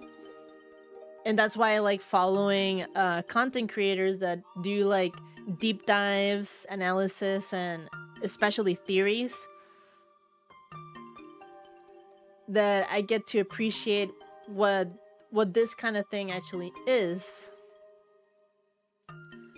Because it could have been just a throwaway that, oh yeah, Nami had this book that had tall tales of the Grand Line, but it speaks so much of the world building, how limited the information is on all the blues, how much information is being controlled by the world government, and they're deliberately making everybody be so misinformed and so ignorant of their own world, and how important and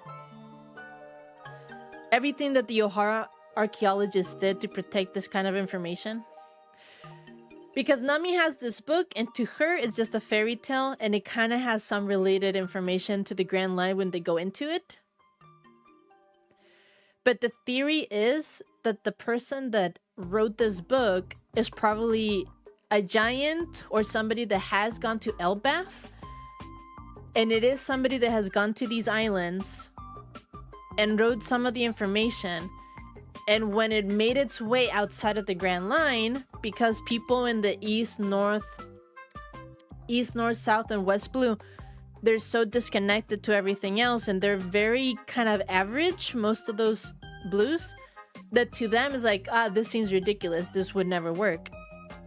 Because keep in mind, especially in the east blue where Nami is from,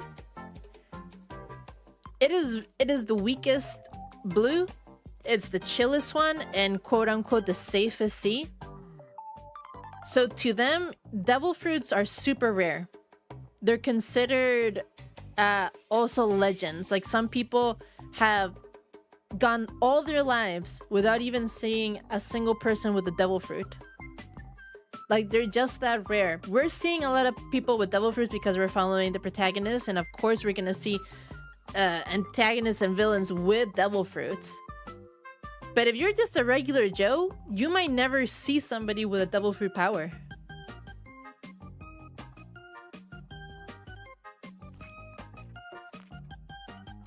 And this kind of book would just seem far-fetched. But it's actually a lot more accurate than people realize. I think the theory that I was watching the other day as well, when it comes to that book, I don't remember how they came about this conclusion, but there's supposed to be a chapter where they go more into it about what we know about that book. That they wrote specific information about Dori and Brogi. So they would either have to be dead already, depending if they wrote that information when Dori and Brogi were there or not, because they've been in that island for 100 years. So if it was a regular human, they would be dead. But if they were a giant, then they could possibly still be alive. Posture check, thank you. Because giants, their lifespan is about 300 years.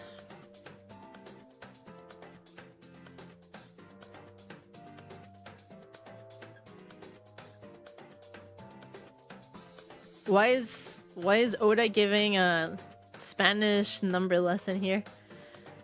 Robin Cinco Fleur. Why does Gorin 5 flowers turn into Cinco? Couldn't you just say Gorinzaki like the kanji do? What language is Robin's attack in? I wish you would just make all her attacks in the pattern of Unco Fleur. Alright, somebody's being a little xenophobic. I see. So, because Cinco is so easy to mistake for Chinko. God damn it, Oda. Did you seriously choose Cinco because it sounds like Chinko, which is penis, and you're just... Stop, that's not true. Cinco is so easy to mistake for Chinko. You want me to just have her attack the Chinko instead. Now listen here, son. Oh, now he's turning into dad mode. Now listen here, young man. Son, this is the beautiful, regal Nico Robin we're talking about here. Chinko? I mean, that's just brilliant. Didn't I mention the language sometime earlier? Oh, well, it's Spanish. This is how it works. Oh, okay. Ah, okay. So the reason why he didn't choose the Japanese way was because it would have sounded like chinko. So he went with a different language. Ah, okay. I misread that. Cinco de... Cinco de Mayo.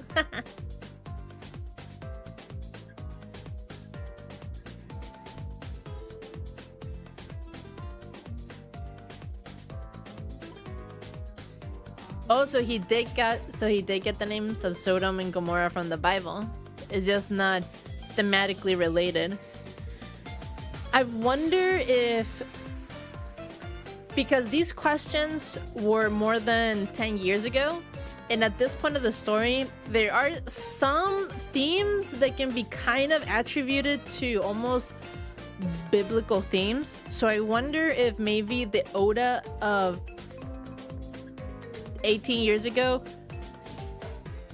had not thought of that already, but then he introduced Emu, and then it's like, well, now he kind of shoved himself in the corner where he kind of has to.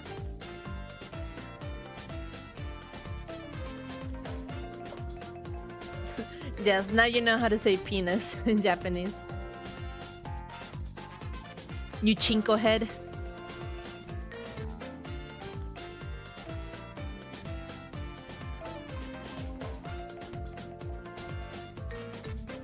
Blows shouldn't hurt Luffy, so why does he get bruises and swelling when Nami and the others beat the crap out of him? When the crew beats up on each other, it's always an admonishment with a strong sense of purpose, which is why it works so well. It works on his spirit. I bet Nami is thinking it's his spirit that hurts deep down, right? I guess not. Ah. It's a gag. It's not supposed to be taken that literally.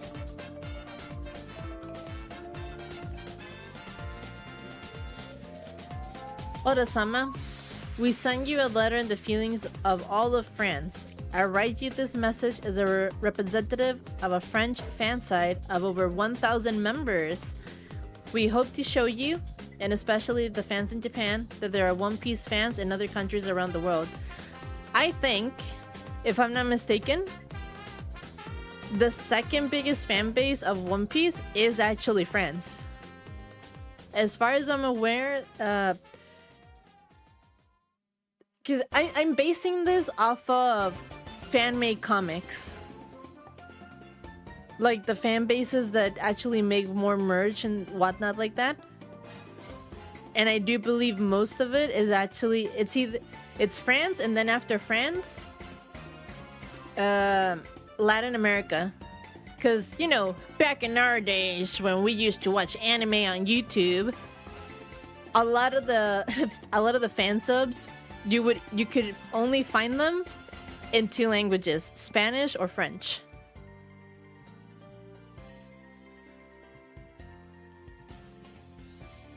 So yeah, I believe this. Question, Oda-sensei, do you have a good French bread?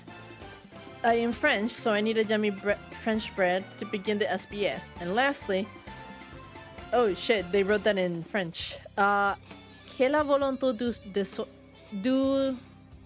de soy avez-vous, Mr. Oda? May the will of thee be with you. Soy ave? Soy avez-vous, Mr. Oda? Signez la volonté de Dieu. I don't know if I pronounced that correctly. Ahem, the SBS finally reached international status. Oh well, it's nice, but not like relevant. Oda-chan is spending sleepless nights wondering where Khalifa, Crown Jewel CP9, uses the 6 forms. Not important. We have birthdays.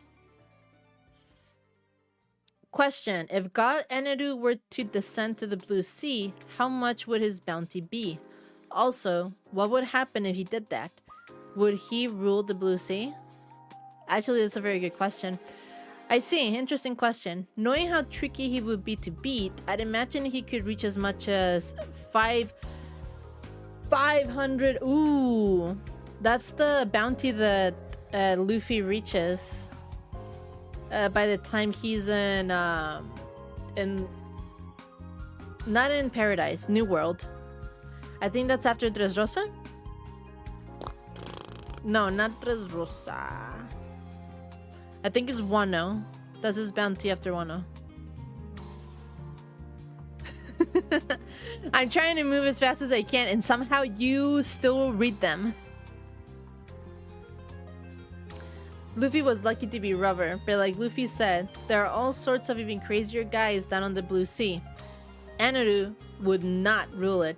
That's true. Anaru was so fucking lucky that he was only in the Sky Islands, where most of the people are super pacifistic and chill as fuck. If he would have come down on the blue sea, bro, do you think he would not? He would be smacked the fuck to reality.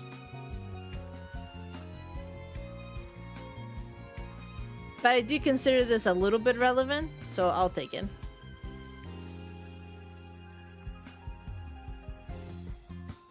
It opens up a little bit of discussion.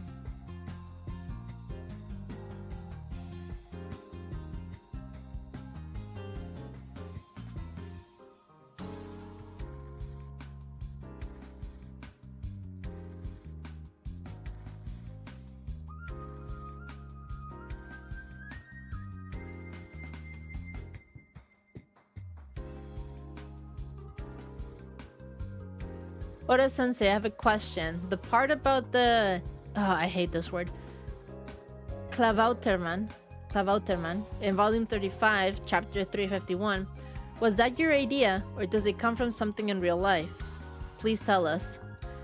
There are similar legends all around the world about ship ferries, but the Klavauterman legend in particular comes from German sailors. In Japan, they call it Funadama, spirit of the ship. It's easy just to think of it as the guardian spirit of the ship.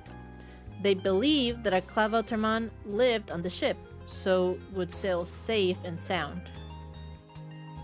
Okay.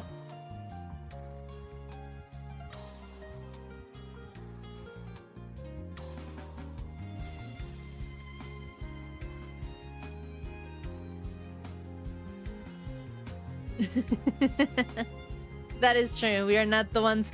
We're not the ones. We're better than that.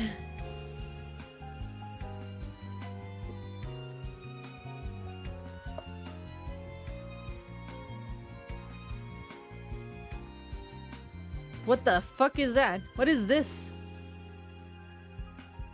Why does it look like a very fucked up Legend of Zelda kind of elf thing? It is my once in a lifetime request for you to let him start the SBS. What? Who is he? Cupid? What?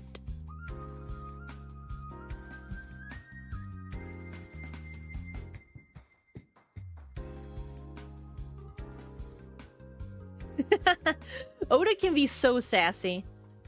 I don't understand how people can go around saying like Oda is on anti-LGBT.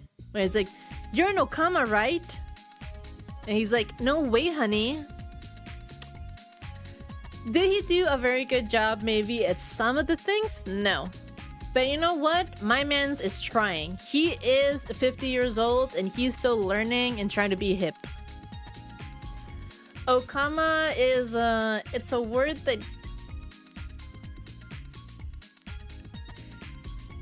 it was a word for trans people, basically. Trannies. So it wasn't exactly a good word. But it's been taken now back. So it's like, eh.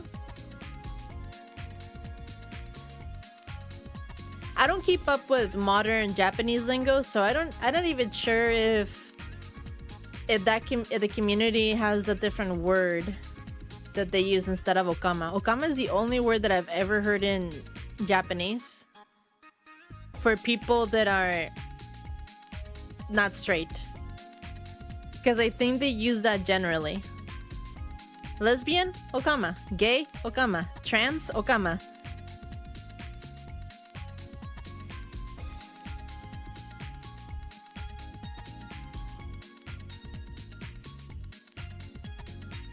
Oda Sensei, I have a question. In volume 42, chapter 405, Power, when Frankie uses a seek and destroy cannon, it says BF-36 on his shoulders. That stands for Battle Frankie 36, right? Oh.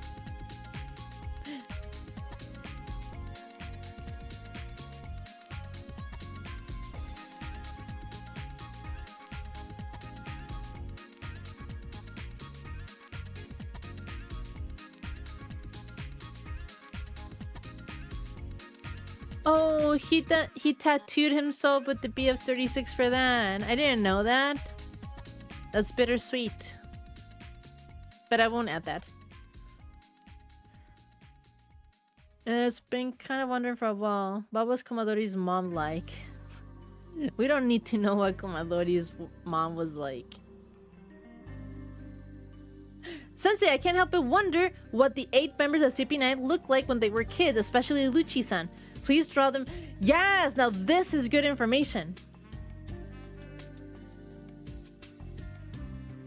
Because it might not seem like it, but when Oda does these things, it tells us so much about their backstory, especially for characters that we're kind of never going to see their backstories, or we might see them, but much later in the future.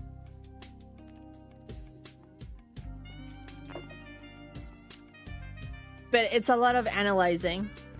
So from the left to the top, Lucci tells me that it seems like he might have been like a good boy. He has nice clothes, he has a backpack, he has a top hat. That tells me that he's privileged. Which is in a weird way, because I think the very few things that we know of his backstory is that he's always worked under the government as an assassin. I thought he was taken in. So who knows how that turned out. Kaku looks like he has always liked ships. He looks like a nice, healthy boy. All of them look very normal. These fools have not suffered a single thing to be traumatized over. They're just assholes. Except Bluna. Well, actually, no. Bluna looks like he just got hit because of baseball. Huh. Kumadori looks like he has normal clothes, which is weird. I figured that he would be from Wano because he's so traditional Japanese. Fukuro looks more like from Wano because of his judo outfit.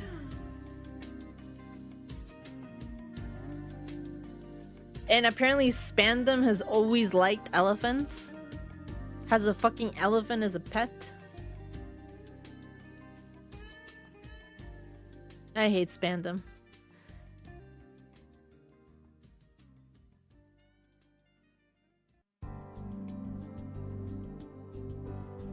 We'll put this in the middle with an animation.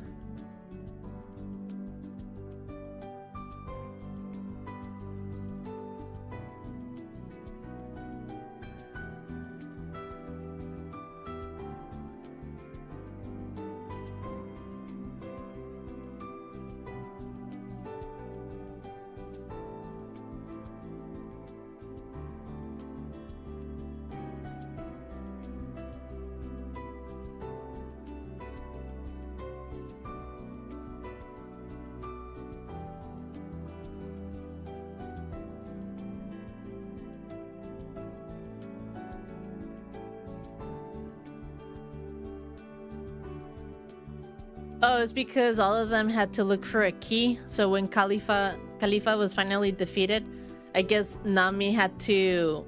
She just stripped her of her clothes to look for the key. I have a little question about Frankie-san.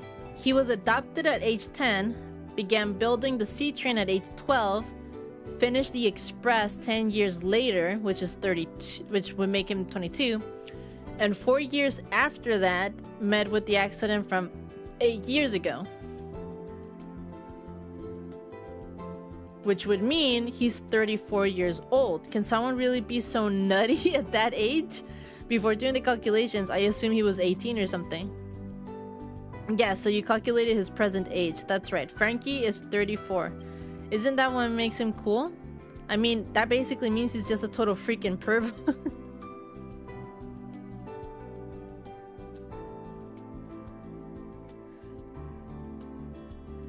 Like, damn.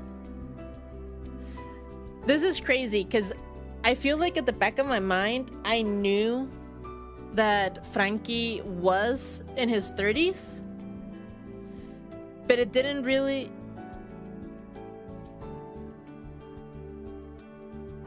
It didn't really click on me because of the flashback.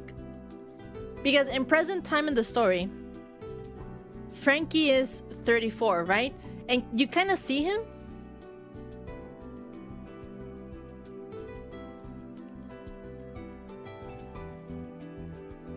And when you see him like this, I can kind of believe that he's 34.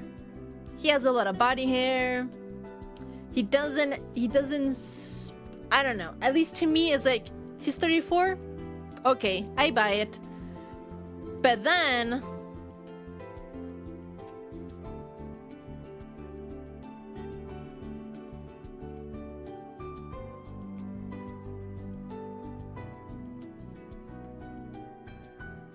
But then you tell me that this Frankie is 22.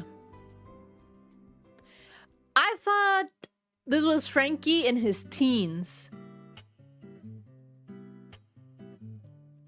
Frankie in his 20s, I would have been down bad. Blue hair, no butt chin.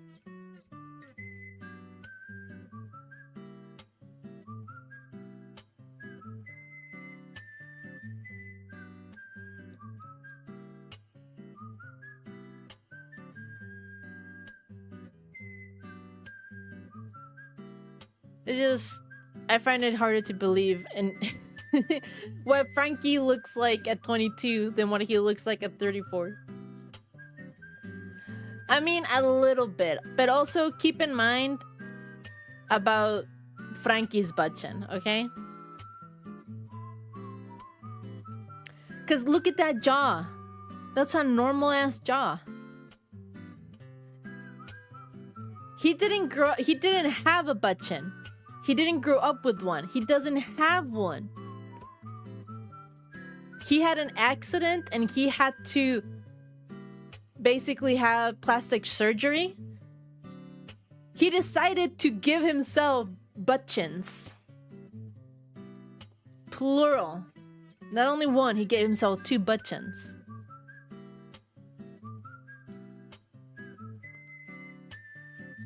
He had the choice to make himself look better, and he went with this. I still love him, but I don't know. There were options.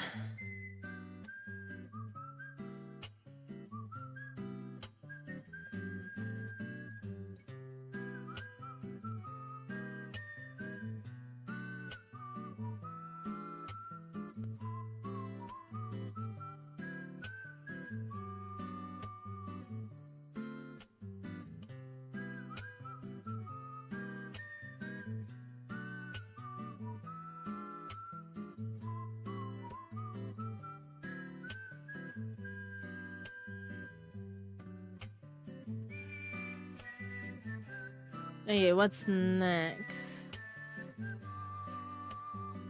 Reference material. Okay, I saw the porno mag now.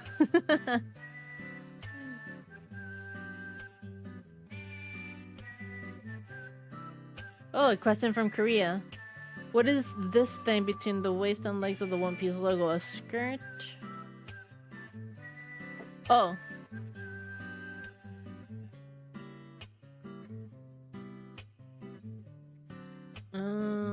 How much is it? Oh, that's about the dance. Okay, second to last volume.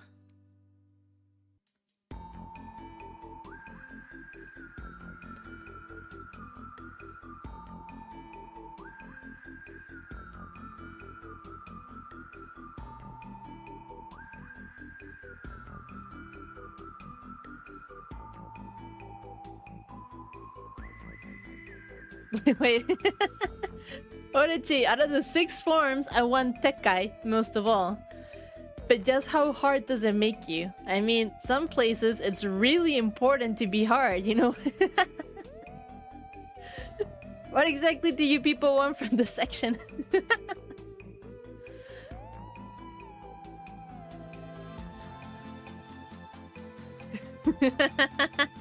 That should be like our new inside joke. Just every time that we don't get an answer, it's like, if you don't give me what I want, it's sexual harassment.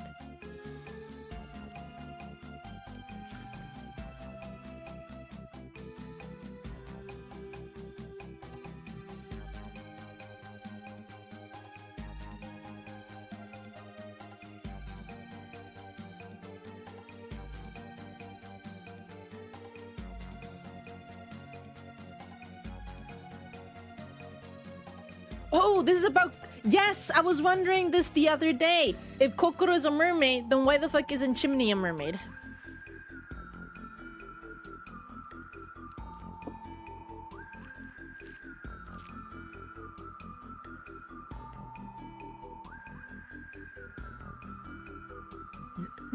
I mean, she has already trained enough that she can make clones of herself.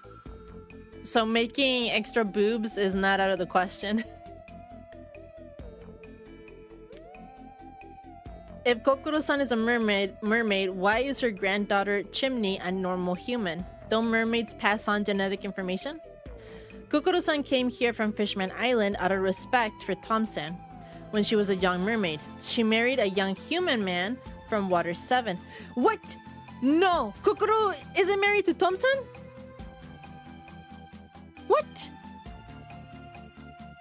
Oh my god. I've had this wrong idea for years. What? I'm flabbergasted. She married a young man from Water 7. Their half-merman son married another human, and their daughter was Chimney.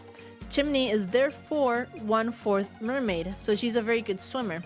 It was only her mermaid blood that helped such a little kid save Luffy. A ver, Cactus, quédate quieto un momento. ¡Ah!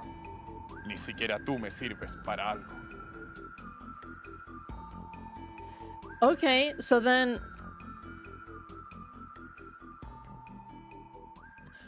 When the fuck did she get married? Like, in the whole flashback, she's seen being with Tom and making a happy family with Frankie and Iceberg all this fucking time. When did she find the time to have like another whole fucking family? And then she ended up with Chimney, so I'm guessing her son and daughter-in-law are gone. They died somehow. I mean, I guess it adds a little bit more layer to her depression as well, and why she went into being an alcoholic. Because I just thought that she was a widow. That, yeah, I'm gonna turn to alcoholism because I lost my husband, and my 2 adopted sons are now like fighting each other and they're not talking to each other. But on top of that, who knows when the fuck she lost her blood family, and then so much later on, now she has a grandchild to take care of. Like, what? I'm gonna need to make I'm gonna have to look for a deep dive video about this. How is this not talked about more often? What? This is relevant information. I'm adding it. I'm flabbergasted.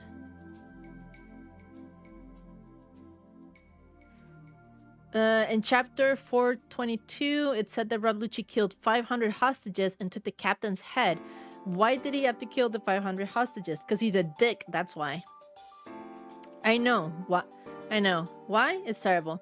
Why couldn't he just kill the bad guys? However, I had to shorten some things to make the pace move quicker.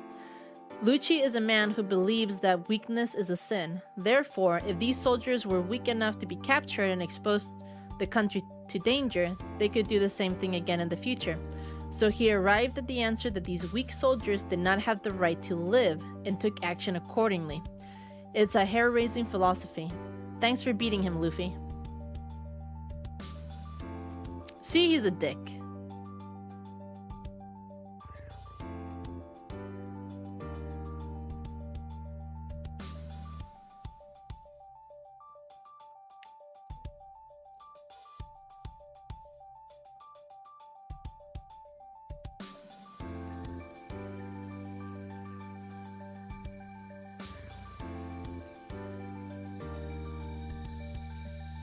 What? Lately, the volume of mail has come down to a manageable. The letters from girls have really dropped off since I got married. So now I'm once again reading 100%. You jokester.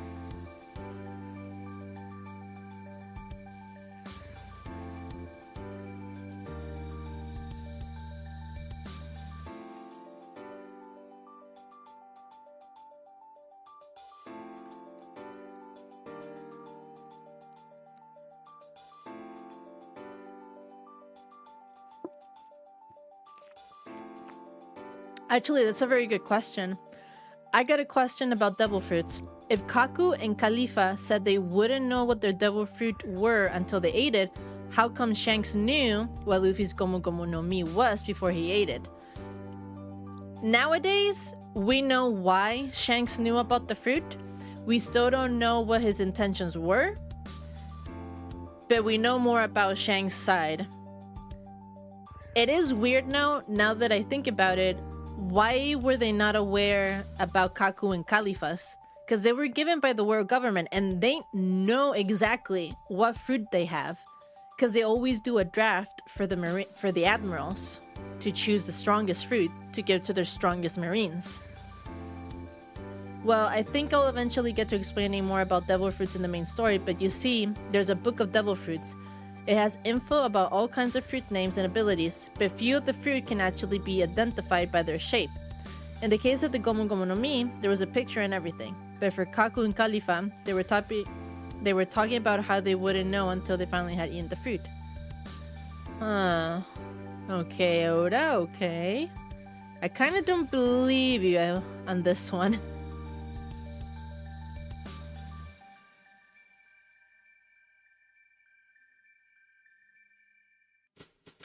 I'm raising my eyebrow at that answer.